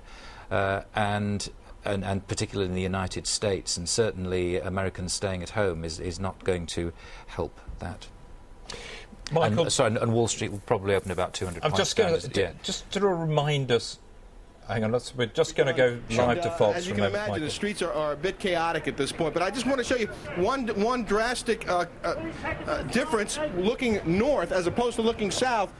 Blue skies, clear streets, not a lot going on over there, but then come back around this way, Dan, and you'll see just smoke billowing from the scene. Still, obviously, a major disaster waiting to be cleaned up. Back to you, John. All right, Rick Leventhal in Lower Manhattan, thank you very much. A dark day in America, September 11th, let's just stay with Michael there. We're looking at that Lower Manhattan scene where the World Trade Center Twin Towers were. Quite extraordinary to think that they have gone. That's the Empire State Building on the left. Remind us how it equates with the City of London. I mean, it is really like a plane landing in the middle of the City of London, it's like the NatWest Tower, what was the NatWest Tower going down, and then that Just interrupting you one second, Michael. Here comes Tony Blair. He was actually in Brighton this morning talking to the TUC conference. He was about to address them Mr. on Blair, how worried are you by these partnership. attacks in America? Mr. Blair most reluctant to speak to waiting reporters. Obviously, there's the business of deciding what to do next, basically. He said he was rushing back to London from the trade union conference in response to what had happened and said that world leaders would have to combat international terrorism. That really could mean anything at this stage. But you can see in front of you what world terrorism has done to New York this morning. Until, let me think, 3 hours ago almost, the World Trade Center, the Twin Towers, the most famous buildings in New York, or at least certainly the top 3 most famous buildings in New York, stood proudly there. Once the highest buildings in the world, they were attacked by terrorists. They had aircraft that they had taken from American Airlines and also United Airlines with passengers and crew on board, and they slammed into the side of the World Trade Center. Less than an hour later, both of those towers collapsed. They are no more. Michael, you were telling us that what that means to New York as compared to what the buildings are in London. Absolutely. It is like the old NatWest Tower falling into the stock exchange, quite honestly, not to mention the subway underneath, bank station, the rest of it. I mean, one can only imagine. The other kind of thing is, again, one can't express the sort of sympathy you ought to feel about this, but you can imagine some of these organisations are now without key workers. I mean, that's they can repair the lines and the rest of it, but nobody knows what tragedy is going to wreak on those particular companies as well. The Federal Reserve has been anxious to say that it is still open, so the heart of America and America's money is still actually going, but I don't think people particularly want to talk about money at the moment. No. But this is the centre of the civilised financial world, which has been ripped apart today. Ripped apart today, yeah. Incredible scenes, these, aren't they? Quite incredible. You're watching live pictures from New York.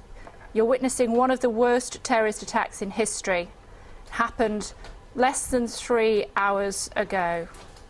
Terrorists took control of at least 4 airliners, smashed 2 of them into the side of the World Trade Center Twin Towers, another one into the Pentagon in Washington, another one into a building in Pittsburgh. We believe that other aircraft are still missing. That's what we're being told. Several planes unaccounted for is the actual wording that we've been given. We believe that fighter aircraft are patrolling the skies around Washington. President Bush is not in Washington as we speak. He was in Florida when his country was decimated by terrorism. Many of the buildings in New York have been evacuated. Many of the buildings in Washington have been evacuated. The Queen has sent a message of sympathy to the American people. We can tell you at this stage that no one has claimed responsibility for this attack, but we can tell you that almost certainly many hundreds, if not thousands of people have lost their lives as a result of terrorism hitting the eastern seaboard of the United States this afternoon.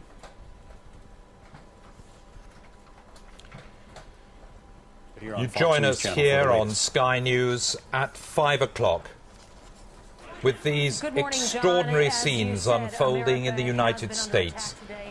The worst terrorist attack in modern history.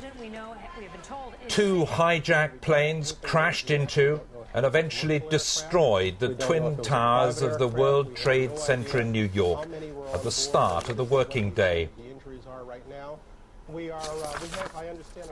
The sequence of events began in New York at 2 minutes to 2 this afternoon British time, just before 9 o'clock in the morning in the United States. The first of two hijacked American airline planes smashed into one of the towers. As many as 50,000 people who work at the Trade Center were arriving at their desks at the time. Smoke billowed from the building. And then the smoke seemed to simmer down. 18 minutes later, while live pictures of the first crash were being beamed around the world, a second plane on the left of the picture swooped down. It headed for the other tower, and as an incredulous world looked on, smashed into the building.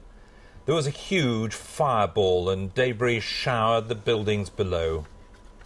Slow motion pictures you can see there, revealing the full force and horror of the crash. Sky News was live on air when this second attack took place. The two American airline planes had both been bound for Los Angeles, one from Boston, the other from Washington. Both had passengers and crew on board. Within the hour after President George W. Bush went on live television to condemn the terrorists, reports emerged that a third plane had dived into the Pentagon, the U.S. military headquarters near the U.S. capital, Washington, D.C. A second explosion was heard. The White House was then evacuated, and Air Force fighter jets were sent into the air to patrol the skies as another airliner was said to be heading for the capital. All airports across the United States were shut down. A little over an hour after the attacks on the Trade Center, the first of the 110-story towers, the South Tower, collapsed. That sent millions of tons of debris showering onto the southern tip of Manhattan Island. Many thousands of people work in both of those twin towers. Many thousands more work in the very close vicinity. One tower collapsed. There's a building in the way. Less than an hour after it was hit. 20 minutes later, the North Tower collapsed. Thousands of lives have no doubt been lost, and one of the world's most famous landmarks destroyed. The New York Mayor, Rudy Giuliani, has ordered the complete evacuation of Lower Manhattan Island. He said there has been a tremendous loss of life in New York this morning. You join us here on Sky News at 5 o'clock with these extraordinary scenes unfolding in the United States. The worst terrorist attack in modern history. Two hijacked planes crashed into and eventually destroyed the twin towers of the World Trade Center in New York at the start of the working day. The sequence of events began in New York at 2 minutes to 2 this afternoon British time, just before 9 o'clock in the morning in the United States. The first of two hijacked American airline planes smashed into one of the towers. As many as 50,000 people who work at the Trade Center were arriving at their desks at the time. Smoke billowed from the building. And then the smoke seemed to simmer down. 18 minutes later, while live pictures of the first crash were being beamed around the world, a second plane on the left of the picture swooped down. It headed for the other tower, and as an incredulous world looked on, smashed into the building. There was a huge fireball, and debris showered the buildings below. Slow motion pictures you can see there, revealing the full force and horror of the crash. Sky News was live on air when this second attack took place. The two American airline planes had both been bound for Los Angeles, one from Boston, the other from Washington. Both had passengers and crew on board. Within the hour after President George W. Bush went on live television to condemn the terrorists, reports emerged that a third plane had dived into the Pentagon, the U.S. military headquarters near the U.S. capital, Washington, D.C. A second explosion was heard. The White House was then evacuated and Air Force fighter jets were sent into the air to patrol the skies as another airliner was said to be heading for the capital. All airports across the United States were shut down. A little over an hour after the attacks on the Trade Center, the first of the 110-story towers, the South Tower, collapsed. That sent millions of tons of debris showering onto the southern tip of Manhattan Island. Many thousands of people work in both of those twin towers. Many thousands more work in the very close vicinity. One tower collapsed. There's a building in the way. Less than an hour after it was hit. 20 minutes later, the North Tower collapsed. Thousands of lives have no doubt been lost, and one of the world's most famous landmarks destroyed. The New York Mayor, Rudy Giuliani, has ordered the complete evacuation of Lower Manhattan Island. He said there has been a tremendous loss of life in New York this morning.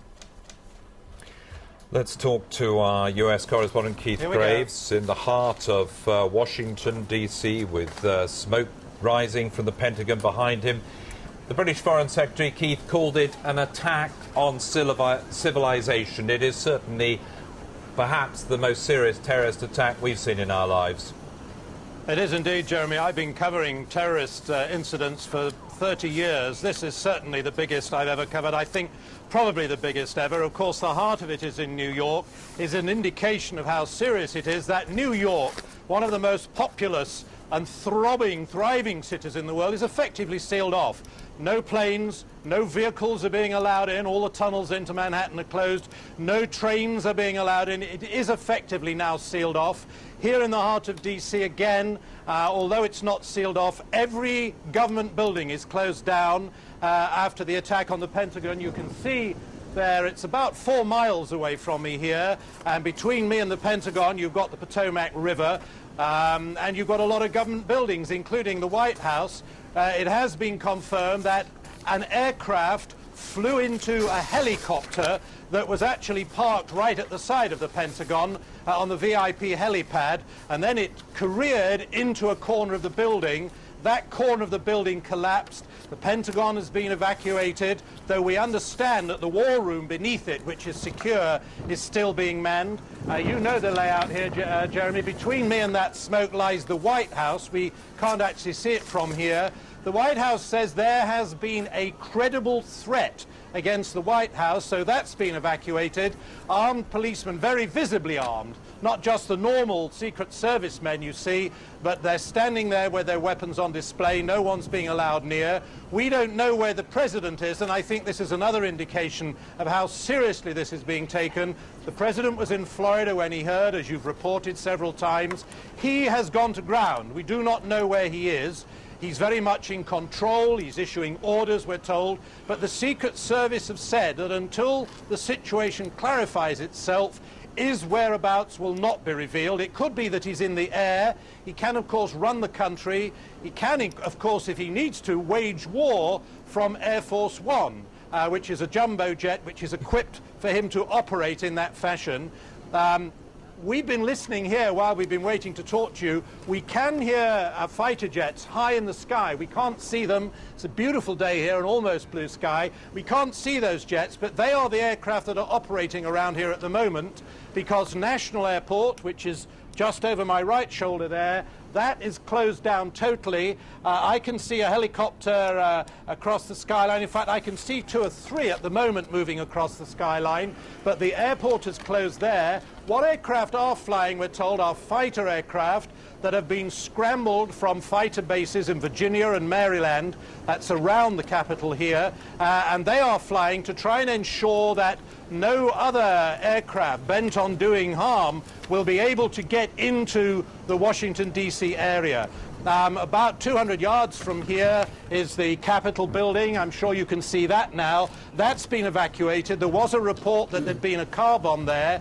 That turns out not to be true. I think there was a considerable amount of panic while people were working out what was going on. If the cameraman can pan around a little bit across the government buildings and all the Capitol buildings, they've all been evacuated, and what you're about to see is the station, the main railway station. Although there are people outside in the forecourt, that has been closed, and we were told that there was a package or something had been found in there within the last hour that could well be a bomb, and so that is closed down. But anyway, trains leaving there had been stopped anyway, because along the eastern seaboard of the United States, things have pretty much ground to a halt, Jeremy. It is America's worst nightmare, the terror to strike within. They've really only seen it with something like Oklahoma before, and they jumped to the wrong conclusions then. They probably will be more cautious this time. Yeah, of course, Oklahoma, terrible though it was nothing to compare with this. The Lockerbie bomb, terrible though it was nothing to compare with this. So widespread, so many deaths. I mean, there were maybe, they say, 20,000 people in those towers. Now, a lot of those people would have been evacuated because there was a time lapse between the two aircraft crashing in, and that destroyed the top floors and some of the middle floors, and the buildings collapsing. During that time lapse, people were evacuating the buildings. They were fleeing from the buildings. But undoubtedly, I would have thought that there, in the aircraft that crashed, at the Pentagon, there are probably casualties there, but we don't know. In the aircraft that's crashed near Pittsburgh, obviously the casualties are going to be many hundreds, and it could be many, many thousands. But as I was saying earlier when we were talking, it's an indication that now, over 3 hours, nearly 4 hours since this happened, nobody's really able to get to grips yet with casualties. We're just told, oh, they're enormous. It could be hundreds, it could be thousands. Normally by this time you have a good idea, but there are people who are going to be buried under the Twin Towers rubble for days. And I'm told that the rescuers are having problems getting near the building because they're worried that other buildings nearby, tall buildings, have been destabilized and that they could collapse as well. So even if there are people in there trapped, and there undoubtedly are, the authorities say they're having problems getting near and even starting the task of trying to get to them, Jeremy. Keith, stay with us for a moment, if you will. We're just going to pop across to New York, Kay. Certainly are. Local New York TV reporter Tom Lorio from News 12. Tom, are you there for us? I am. Tom, talk us through what you can see and what's happening around you.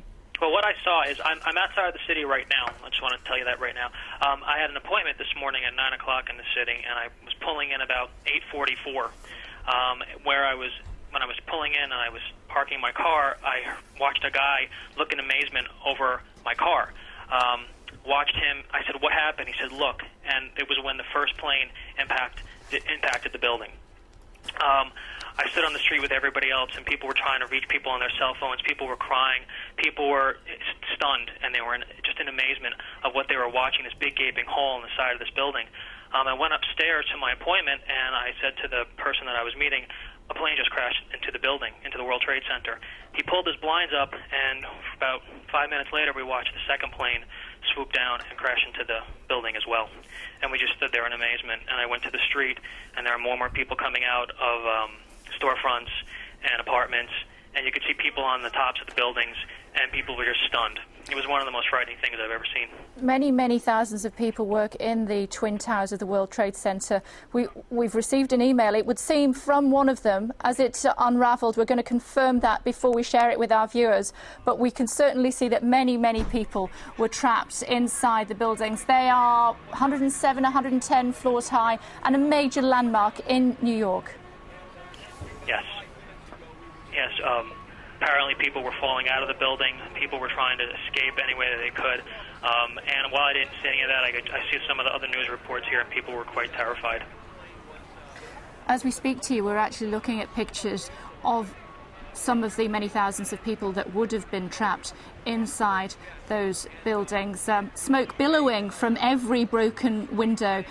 This would have been the first tower, I think. It was certainly hit higher than the second tower. This happened shortly before 9 o'clock American time this morning. What sort of buildings are the Twin Towers? Who works in them? Mostly financial people. It's in the financial district of New York City. It's mostly white-collar workers working early in the morning until late at night. And it's shut down most of that part of the city and the entire city as a result. And we're trying, some of my friends and family members have been trying to reach people who work there, and it's been very difficult because one of our major cell phone towers or organizations, Verizon, is there, and all the lines are down. It's almost impossible to get through to people to find out even if they're okay. And how difficult is it to actually get to Manhattan? Manhattan is closed down. I was leaving the city. I decided to get out of the city as quickly as I possibly could. And as I was going north, everything was shut down. All the major highways into New York City, all the bridges, all subway systems are shut down. All of our airports are closed all over the country, I think, as a matter of fact. Tom, as an American, how do you feel about what's happened this morning? Did you ever think in your wildest nightmare that this could have happened? No, I never did. I mean, within the last few years, over the last 10 years, where there have been more terrorist activity on our soil, yeah, I mean, it's more of a possibility. But you never just think. And what's even more frightening is to think that the World Trade Center was attacked, but so was our Pentagon. And, one happened before the other one, and it's almost as if it's a diversionary tactic to draw attention away from what was going on at the Pentagon at the time. And I guess we'll find out sooner or later what the motivations behind these people who did this were. Tom, as we talk to you, we can see a second aircraft slamming into the second twin tower of the World Trade Center. We know, certainly confirmed by American Airlines, that there would have been passengers and crew aboard that aircraft, and then shortly afterwards the first tower began to tumble. Some 20 minutes or so after that, the second tower imploded. What would have been going on underneath there, do you think, Tom, on a normal day? What sort of movement of people would there have been at that time, 9 o'clock on a Tuesday morning? People would be arriving to work if they weren't there already. There would be street vendors. There would be people walking around, I don't know, cleaning the streets, selling papers, taxi cabs driving by, people getting off the subway. As many things that happen in a city on a daily basis would be happening right then at that moment. And I really don't know, I saw reports of people just fleeing the scene and running. And we can see those pictures as you so graphically illustrate it for us, Tom. People, absolute confusion, running away from the buildings. We're receiving emails from a person that was actually in the building. As I said, we want to confirm that information before we share it with our viewer. But people didn't know whether to stay in the building where it was safer or come outside where they thought it perhaps could have been safer on the streets. From the pictures that we're looking at, Tom, nowhere would have been safe. We're hearing from the New York mayor that thousands of people could have lost their lives. Yes, Your comment on that, Tom? Well, yeah, there was no place that seemed safe at that moment, I think. And what the mass confusion about at the time was that where do you go? Where do you run to? And so I saw a lot of people just sort of fleeing the city going north because it's in the financial district of the city, so which is the southern part of Manhattan. And I think this reports people now of walking across bridges just to get out of the city. That's probably the safest place as far away from that part of the city as you possibly can get. Tom, for now, thank you. You're welcome. We're hearing that there is deep concern about Flight 175, a United Airlines flight from Boston to Los Angeles. That flight is still reported missing. We did comment on that for you on Sky News about half an hour ago. Some suggestions that could have been an aircraft that was involved in the incident. In Washington, we know that there were people aboard that aircraft. It was a passenger aircraft, Boston to LA, Flight 175. It's reported still to be missing. No confirmation as to where that aircraft is. If you have loved ones aboard that flight or you're worried about people who could have been on that flight, it's still reported missing. As soon as we can confirm the whereabouts of that aircraft, of course, we will bring it to you here at Sky News. Jeremy. Joining us in the studio now is Abdul Bari Atwan, the editor of the London-based Arab newspaper Al Quds. Bari Atwan, thanks for joining us. Thank you. Now, gather that within the last few weeks you've had communication with Osama bin Laden, and he gave you some impression that a major attack was being planned? No, he didn't give me this information directly. Actually, we heard from sources around him, actually, that, you know, he is preparing something big against the American interest and American troops in the Middle East or outside. We didn't know, actually, but they said, you know, expect something unprecedented to take place. So we didn't expect something like this to take place in the United States in such large scale. So actually, we cannot say definitely Osama bin Laden is behind that, but it is definitely, this is the, could be the work of, you know, Islamic fundamentalist groups, consortium of Islamic fundamentalist group who are really would like to avenge against the American unjust foreign policies, as they call it. We heard a lot of criticism recently of the American foreign policies. They accuse America of actually siding with Israel. They are supporting the Israeli attacks against the Palestinians. A new American administration refused to intervene and, you know, respond positively to the pleas from European, from Middle Eastern moderate leaders to put an end to this war in the Middle East, to these attacks against the Palestinians. But it seems the administration actually gave a deaf ears to these kind of appeals and calls from that. So it could be now, you know, the anti-American sentiments and the Muslim words and the Arab words extremely high because of this. So stronger than it's been for a long time, are you suggesting? Yeah, it's for the long time, but recently it reached its peak simply because after these pleas for the American administration to intervene, and the American refused to do so, and after the American pull out of Durban conference against racism and taking the Israeli side, I think this anti-American sentiments reach its top level. But if there was to be any suggestion that groups like these could be behind this, this is clearly a very well-planned and very wide-scale terrorist assault that would take a lot of organisation, a lot of planning over a long period of time. Presumably there are very few groups really capable of something, an operation of this size. Well, actually, I would like to remind you, Islamic groups were behind the bombing of Nairobi and Dar es Salaam, American embassies in Nairobi and Dar es Salaam. It takes a lot of planning.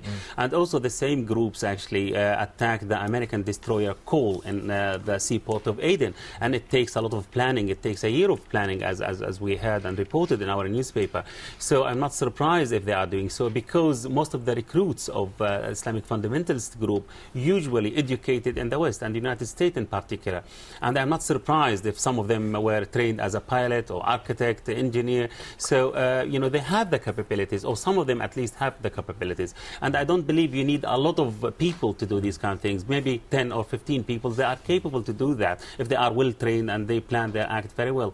So we don't know, actually. We cannot say, but, you know, maybe we will surprise in a day or two, for example, and different organizations, non-Islamic organizations do these kind of things. But who is always using a suicidal attackers to attack their enemies? It is usually the Islamic fundamentalists, because they believe they are martyrs and they will go to paradise, and they are really willing to die for their cause. Barry Atwood, just stay with us a minute.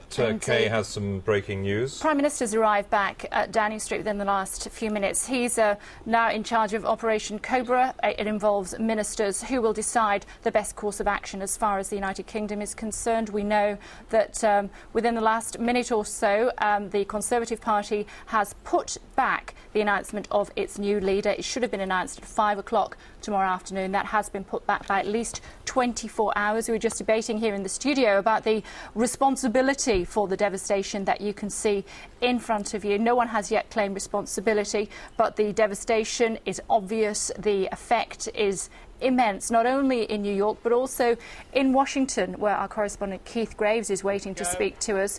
Keith, hello. We know that at least 3 aircraft have hit the ground, probably 4. Some reports that others are still in the air. Fighter aircraft are in the air as well around the capital. Bring us up to date on the latest. Yeah, there's certainly fighter aircraft in the air. We keep hearing them. We can't see them. We're told that they are circulating around Washington, D.C.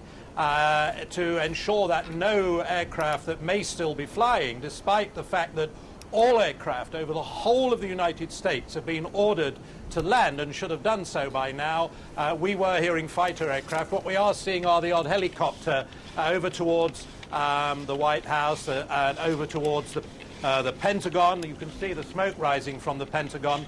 I think we need to start thinking, although we don't even have an idea of casualties yet, of what American retaliation is going to be. The Pentagon has been evacuated, but it's a safe bet that in the basement there, where they have a war room, they will be waiting to hear from the President to discuss a response. Keith, we're just hearing that all America's borders have also been closed. We have reported on Sky News that no aircraft are allowed to take off or land in America. All aircraft on their way to America have been diverted to Canada. Now the land borders have been closed as well. Where's the President? Yeah, those two land borders, there are two land borders. There is the land border with Mexico, which is about over 2,000 miles long, and there's the land border to the north with Canada. That border has been used before by Islamic extremists, would-be terrorists, to try and get into the United States. It's thought that some did get in over the last couple of years. Some were picked up on that very border. That's a border which is very close to 3 miles long in the north. To the north with Canada. Those two, as you were saying, have now been closed. And so again, it's another of those indications we keep getting of how serious this situation is, that America is now sealed off. Nothing allowed in, no people allowed in, and no people are being allowed out either. The whole area is sealed off. We don't know where the President is. He was in Florida.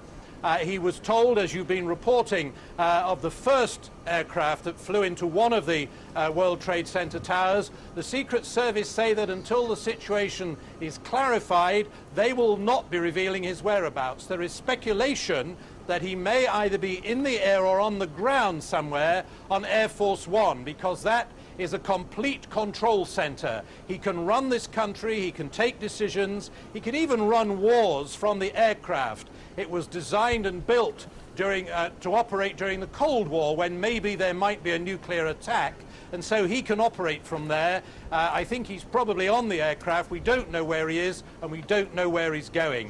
What Chris, I think is... I'm sorry, Keith, I just wanted to ask you, in 30 seconds, almost about to leave you, but just how important is it, or how devastating is it, that the Pentagon has been hit?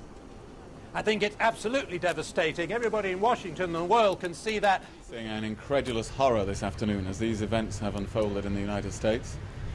Whoever has committed these atrocities has committed a monstrous act of war against the civilized world.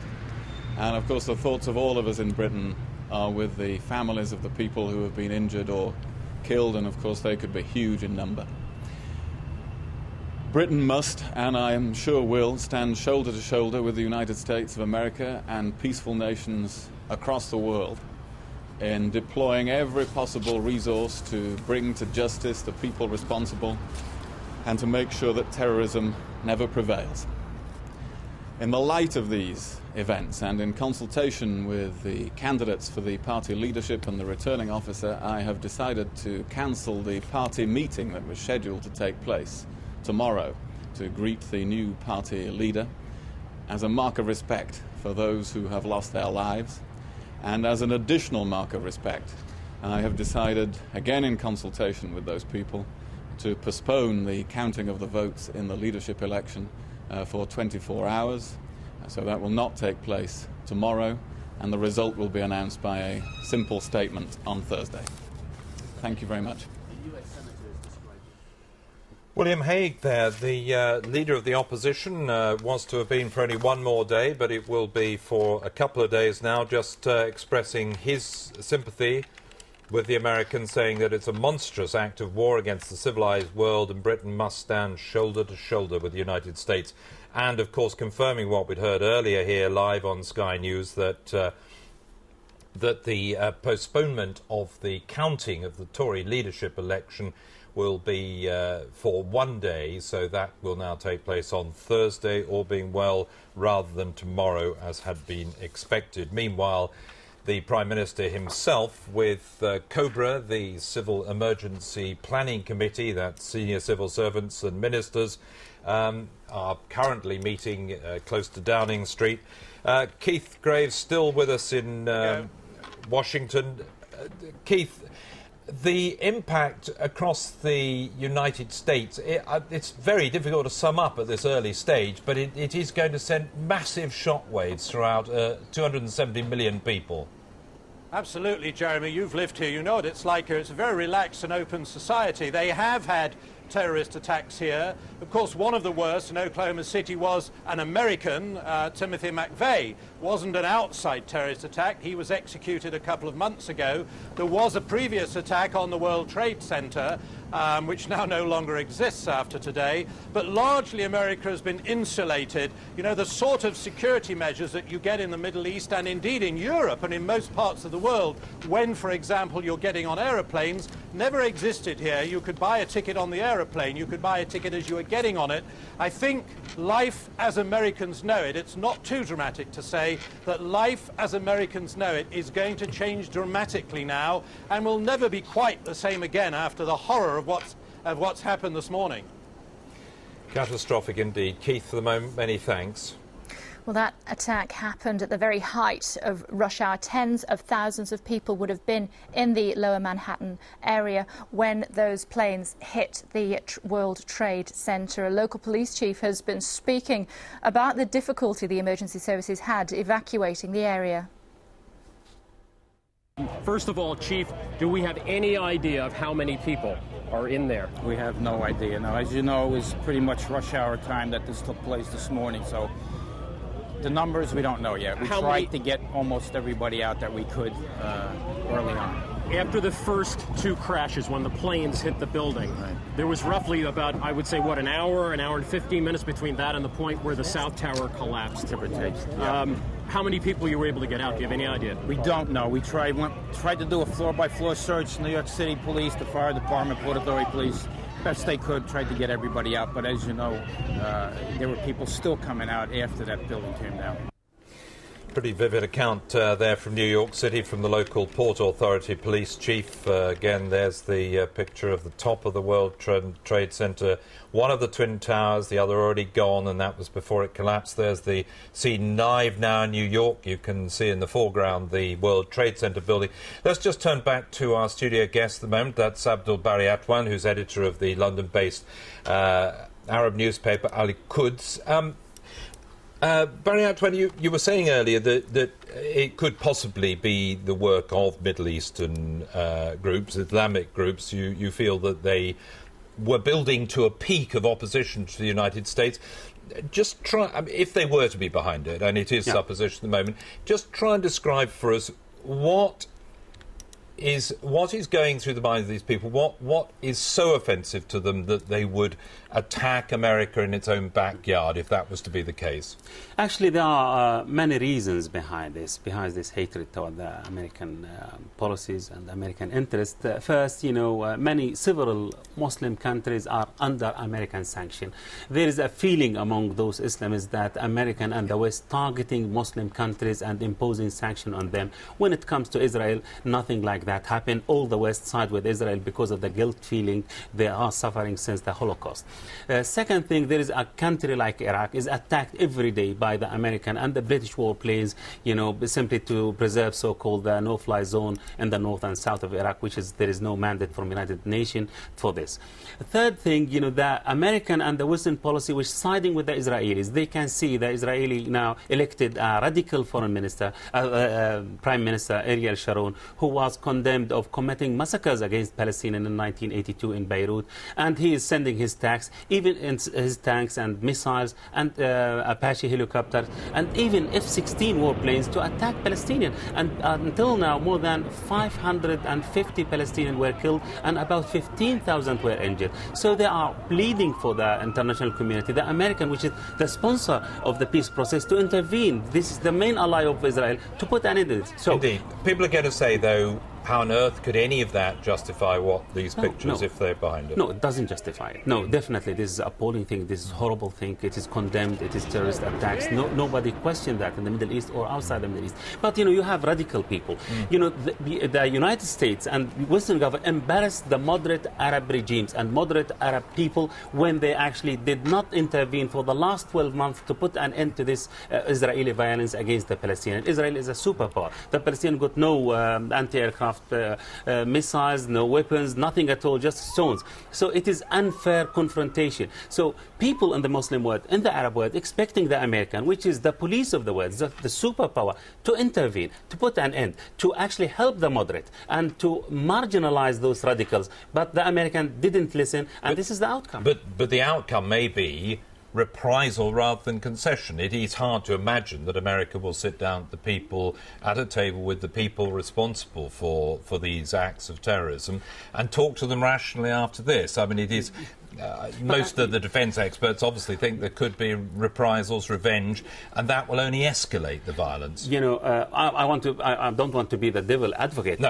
but you know, they already lost the American. They already, you know, many people in the Muslim world and the Middle East believe that the American already made up their mind to side with Israel, whether it is right or wrong. And recently they saw the American administration pulling out of the racism conference in Durban, taking the Israeli side. They don't want even the Israeli to condemn with rhetorically, you know, by the final communique, simply because they want to protect the Israeli. They want actually to take their side. America was the only one who sided with the Israeli in that conference. European stayed, and in the end we had a very moderate communique. So this is the problem. This kind of policies helps the radicals. Now, in the Middle East and the Muslim world, we have the radical got the upper hand, the extremists got the upper hand, and the moderate, who were prevailing for the last 10 years or so, you know, got the lower hand, and they are really marginalized. It is devastating, not for the West and for the America, also for the Middle East itself. It is the most sensitive area in the world. It has the 2/3 of our reserves in such, you know, recession. So we need stability there for the Middle East and for the world. But this stupid American foreign policies causing us problems and causing the American problems. If there is a just one, there was a peace process, it should be helped, it should be promoted, and to say to the Israeli, look, this is the last occupation on earth.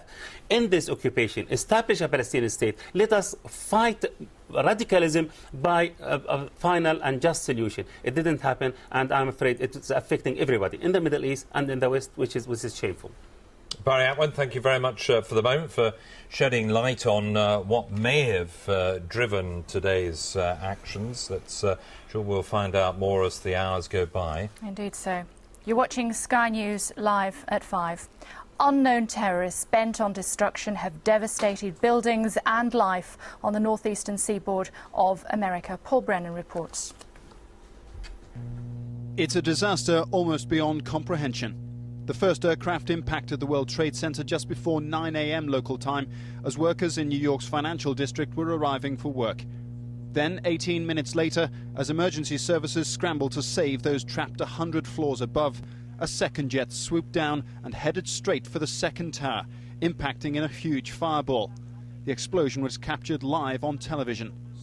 Thoughts of a tragic accident vanished as it became obvious that the World Trade Center was under terrorist attack. Everything just all of a sudden just imploded. I ran as fast as I could, went inside of a building about a block away. I stood in the building for a couple of seconds, and then all of a sudden the building started filling up with smoke. A big explosion happened. Some guy came out, his skin was all off. I helped him out. This is him all over. The US president gave a shocked news conference within half an hour of the disaster. Today we've had a national tragedy. 2 airplanes have crashed into the World Trade Center in an apparent terrorist attack on our country.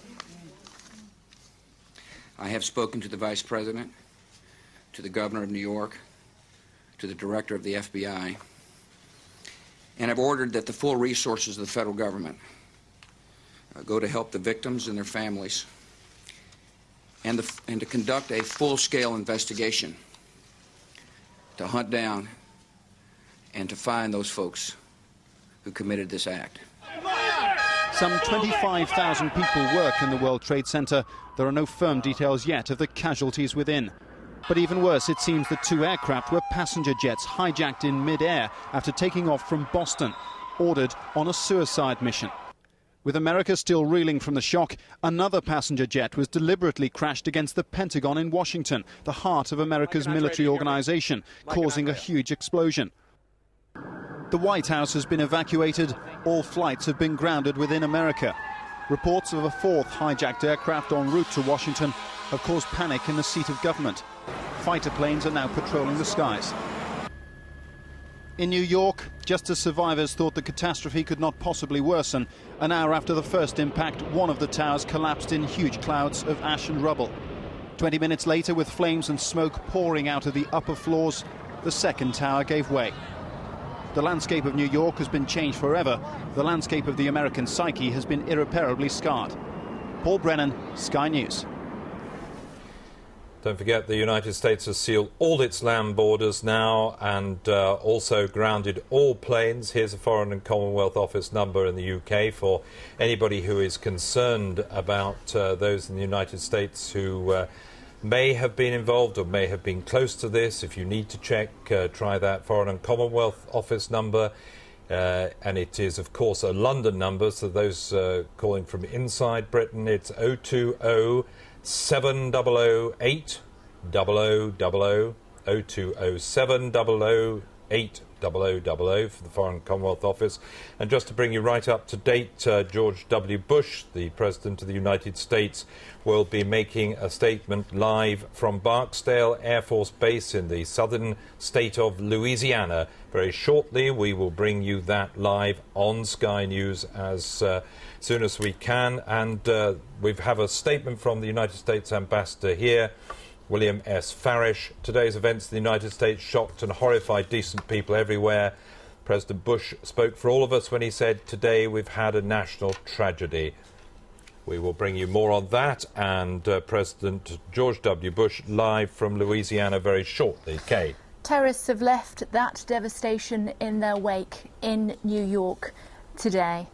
The Prime Minister should have been speaking at the Trades Union Congress meeting. Instead, he headed straight back to Downing Street to meet with his senior ministers. Our man Paul Bromley is at Downing Street. Paul, what will they be discussing and what exactly will happen from here on in, do you think? The Prime Minister is now ensconced with his senior ministers, including the Home Secretary David Blunkett and the Foreign Secretary Jack Straw, at the emergency civil planning meeting known within Whitehall as COBRA. That immediately went into session after the attacks took place in America with officials while the Prime Minister returned from the Trades Union Congress in Brighton. He was due to speak to trade unionists about government plans for the private sector involvement in the public sector. He cancelled that speech. Instead, he made a short statement to the trade unionists in which he talked about his shock at these terrible events. He pledged that he would eradicate this evil from the world, described the perpetrators as fanatics, and offered his deepest condolences to President Bush and the American people. He has since returned to Downing Street. Is holding this meeting where they will discuss what further security measures can be taken in the United Kingdom. Some action has already been taken. The state of readiness within the government and military installations has already been increased. All diplomatic missions overseas, the security rating has been increased to its highest levels, and all British citizens currently overseas have been advised by the Foreign Office to take great care.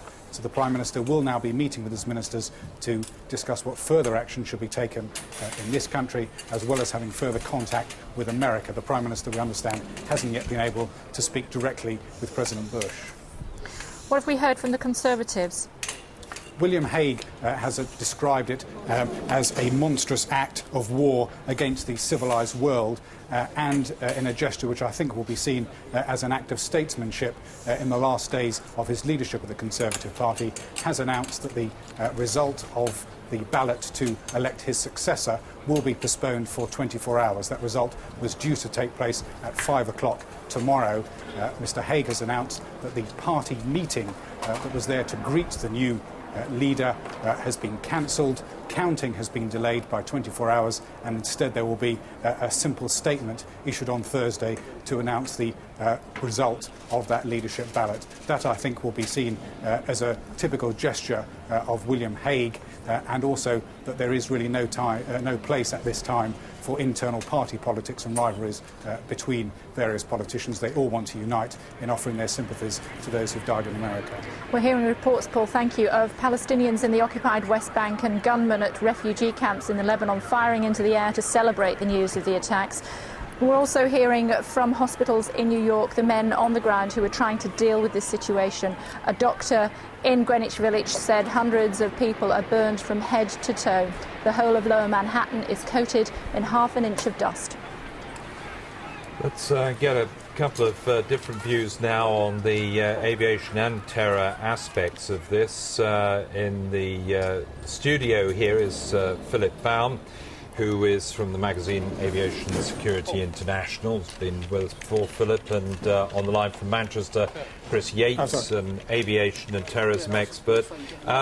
Chris, if I can bring you in first, I suppose if you're going to commit acts of terror, you go for potent symbols to an extent. It was an element of theatre. Chris, there is no more potent symbol than the twin towers of the World Trade Center or the Pentagon, I suppose. As you say, no more potent symbols than those two buildings. They epitomise, I guess, US, in the minds of international terrorists, US imperialism. Philip Baum here in the studio. This is going to, presumably, in aviation security terms, cause a global rethink. Well, absolutely. September the 11th, 2001 is going to go down in history for many reasons, and certainly in the United States especially there's going to be a major rethink. It's been said many times that domestic aviation security in the USA is not the same as the international security measures in place, and there's going to be a major rethink on that side. But I think this is really the nightmare scenario, the worst case scenario. Aircraft being hijacked and flown into densely populated areas, albeit that they're also symbols of the United States. We'd seen car bombs before around the world. We've seen it in Ireland, we've seen it in the Middle East. That presumably have become a more and more difficult way of committing a terrorist act. Had many terrorism experts actually had that mind leap to the suicide bomber in the air? Well, certainly the fact that there have been suicide attacks carried out, especially in the Middle East. In Israel over the past year there have been all too many suicide attacks on our screens, and it's not surprising, especially in the week after the UN conference in Durban, that an attack should take place in the United States. The USA's had to get used, certainly the latter part of the last century, to terrorist acts taking place on US soil, but they hadn't yet managed to increase security measures at the airports. I'm not casting blame at this stage. I think it's much too early to blame the American authorities, but there's certainly going to be a major rethink. Nobody could have imagined those pictures of a plane going in. That's Kay, do you want to pick up? I think we've got some new pictures in. Yep. They're just reaching us here at Sky Centre. The pictures you saw a couple of moments ago were the initial impact of those two American airline crash. This is as one of the Twin Towers collapses. Pictures just in here at Sky Centre. The loss of life will be immense. Midnight in downtown Manhattan. Let's just bring in... Oh, sorry. This will have been an eyewitness at the scene from our colleagues at Fox News. Let's check it out. So they come and open up the doors, and then we were able to finally head down. But then there were other doors that were locked, so we were brought into another floor when there was another explosion, and they finally let us continue to go down. And your clothes are in shreds, and you still got debris in your hair. Is that what happened to your colleagues, and how were they? I have a rim, which that's how we've been able to keep contact with one another. Yes. And I had my one of my male co-workers contact me when I was in the hospital and asked me and told me that he's with the entire team. Mm-hmm. Where am I? And I told him I was at the hospital, so everybody is doing okay. How are people feeling, and could you see anything? Was there smoke all around you? Well, when we got down to the bottom floor, we thought we were okay, and then there was a collapse. We don't know what collapsed. There was a collapse of something. The police and fire department told us to go run to the wall and don't look outside. Next thing we know, billowing black smoke just came in, and I mean, it went down my mouth, up my nose, all over the place, and people were hysterical at that time. You couldn't see anybody. You could barely see the lights of the flashlights that were downstairs. But eventually, I think they broke a plate glass window to Borders. They were breaking glass to try and get out? To try to get out to Borders bookstore, and we went through down their escalator and then up another escalator to come out, and that's how we finally got out of the office. Okay. I'll let you go. Thank you very much for stopping. And John, we are hearing a lot of victims. We're just hearing the latest eyewitness reports there from the street in New York, the streets around those twin towers of the World Trade Center. And let's just tell you that President George W. Bush, we're expecting to hear from him live fairly shortly, but he has said that freedom itself was attacked. Freedom will be protected. He says that he's taking all appropriate security precautions to protect Americans, and the United States will hunt down and punish those responsible. Well, whilst he says that, let's talk to terrorism expert Chris Yates, who's joining us again from Manchester. Chris Yates, easier said than done, I would imagine. Yes, I think perhaps it is easier said than done at this stage. We discussed earlier that quite probably a great number of terror groups are going to come out of the woodwork eventually and claim some role, some part in what has happened in the United States, and I think it's going to be down to the intelligence communities to sift through all of that information and come up with a definitive answer as to whom or which organisation that might have been. But I think amongst the possible perpetrators of this attack, at the very top of that list must be Osama bin Laden. But the United States has been have had Osama bin Laden at the top of their most wanted international list for many years without being able to do anything against him, it appears, in substantial terms. Why do they think they're going to change that now? You know, the United States, if we cast our minds back not that long ago, carried out a number of missile attacks on Afghanistan in retaliation for attacks at the US embassies in Africa. It was thought at that time that Osama bin Laden was behind those African embassy attacks, and hence the reason the United States struck back. I would suggest to you that it's probably too far in advance at this moment to suggest that precisely the same thing will follow. But if, and it has to be a big if at this moment, it has something to do with bin Laden and his group of terrorists, then I think we will probably see a US strike at some point. As we see these pictures from earlier of one of the twin towers of the World Trade Center collapsing, what could only be seen as scenes like urban avalanche, really, where concrete, glass, metal crashing to the ground from hundreds of feet above, and with the downdraft of those clouds of debris rushing up the canyons of New York City streets and driving the people away from that scene. Many of them, as you heard from earlier eyewitnesses, choking with the smoke, choking with the dust that had been driven out. Many of them, of course, caught with the debris that would have come down on them, something like shrapnel from that height above. At the moment, still no certainty about the number of casualties, but earlier Mayor Giuliani, the New York mayor, had talked about a tremendous number of casualties. Kay. Macabre mirroring of a Hollywood movie, really.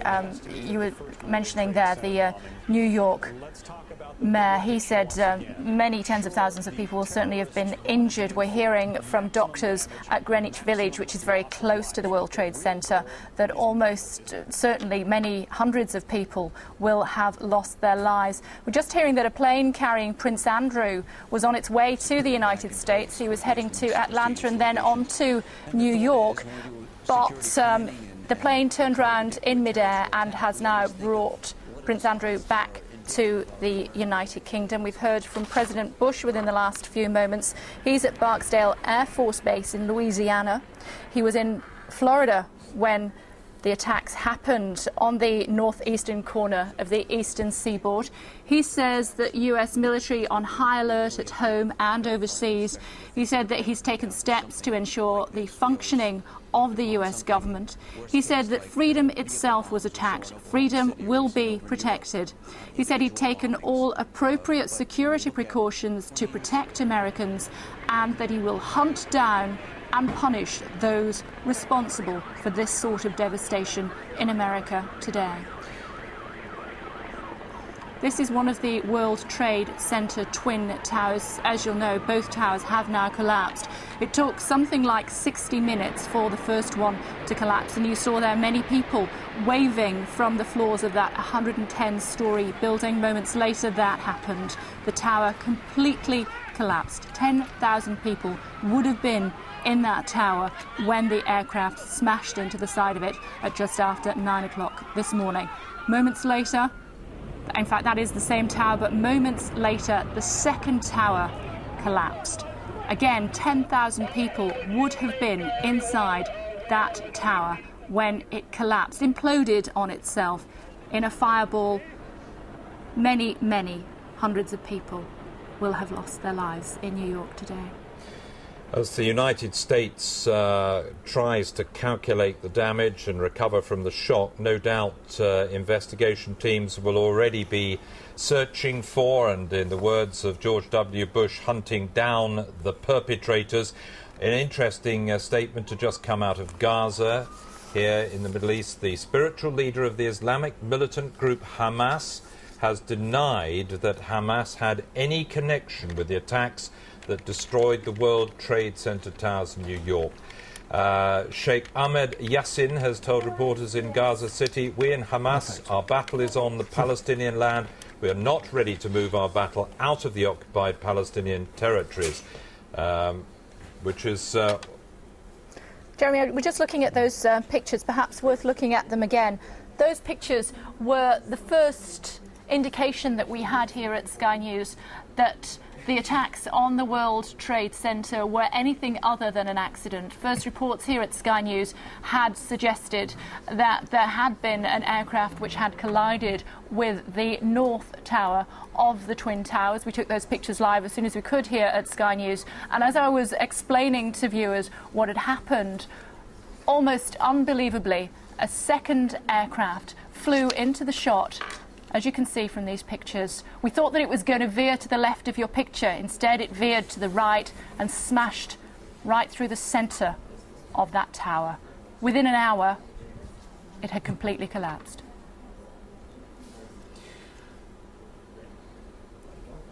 Let's just bring in Philip Baum from Aviation Security International. Philip, you've trained onboard security on TWA and so on. Really, when a terrorist wants to do something like this, there's precious little you can do about it for all the security in the end, isn't there? Well, once they've got through the security at the airport, there's definitely very little that somebody can do. You can have this closed cockpit door policy, but that's simply a delaying technique rather than an active preventative measure. What's interesting, though, I think, is the fact that America has been targeted before. What the difference is this time is that we're talking about flights that have departed from US airports.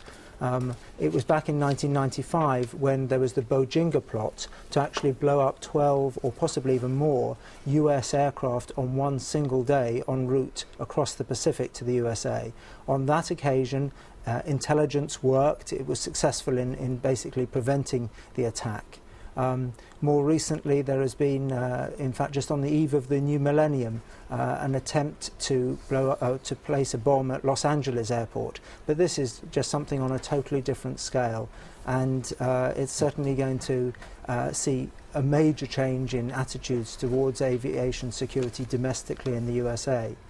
We've spoken a little bit about civil liberties, and America stands for civil liberties, but some of the measures that are in place, for example, you go to a US airport and you don't have to be a passenger to access the gate areas. Anybody can go to the gate areas, albeit through screening, but certainly that's one of the measures that I would imagine people would now be thinking, well, maybe that civil liberty has gone too far. Francis Chusa is also with us. Francis, we're hearing from President Bush. He's at Barksdale Air Force Base in Louisiana, well away from the troubles on the northeastern seaboard. He says he will hunt down and punish those responsible for this devastation today. That, I assume, would be an understatement. Well, the United States has always sought revenge, whatever you want to call, for terrorist attacks against their personnel and property anywhere in the world, and this is no exception. The only question is, what would be, in American terms at least, proportionate retaliation for this type of event? Trying to find out also who did it. Yes, okay, at the moment the finger of responsibility seems to be being pushed towards Osama bin Laden, the Saudi dissident, who's hiding out in Afghanistan. Now, after the bombings at Dar es Salaam and Nairobi and in Tanzania last 2 years ago, there was then a series of cruise missile strikes against Osama bin Laden and his bases. But it was very much stand away, don't sort of, there were thoughts of would they send commandos into Afghanistan. I think the United States is going to have to work out this time whether it can do this standoff strike, or whether it actually has to almost take more risks by getting very personal, and if it is Osama bin Laden, going after him directly with combat aircraft, potentially with troops, to really show they mean business, and in which case you're going to then have to do things like threaten states like Pakistan and Iran, saying we are out to get our retaliation. Anyone who tries to stop us will be regarded in the same respect as an enemy of the United States. And I think you would see in George W. Bush someone who is going to brook absolutely no interference with the retaliatory procedure. We're hearing that blood supplies are running out in Greenwich Village, one of the hospitals trying to do its best to cope with the injured.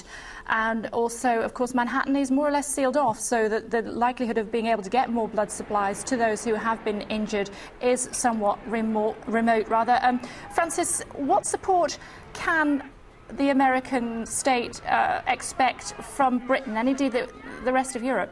Certainly, if you look at the British possibilities to help the United States, intelligence gathering first, trying to narrow down and confirm, as it were, beyond all reasonable doubt, who did this. Bear in mind we have British listening facilities in Cyprus who are able to intercept radio and phone conversations through much of the Middle East. I have a little doubt that the CIA and others will be asking the British authorities on Cyprus and at the Ministry of Defence here in London for access to anything that can help them from Middle East signals.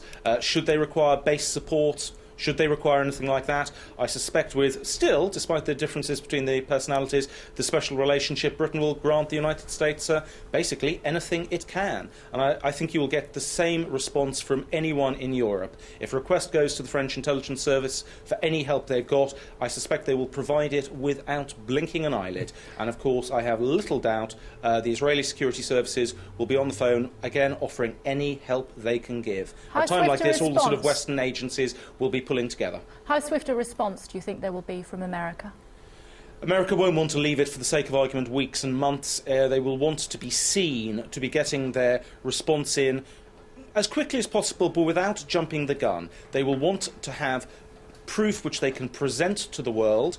People will always doubt whether it's good enough, but they will want to have narrowed down the options, say, we have detected the following signals, we have identified personnel who boarded the aircraft through, let's say, the closed-circuit televisions of places like Boston and the Washington airports, we have identified these people as connected with whatever group, we now have the proof, and we are now taking the retaliation. And as I say, the worrying one is, if you were to take these set of strikes as basically a strange military declaration of war against the United States, theoretically, if you were to then look for the retaliation and response, I would not rule out the use of any weapon in the United States arsenal to achieve retaliation. Francis Chusa, thank you.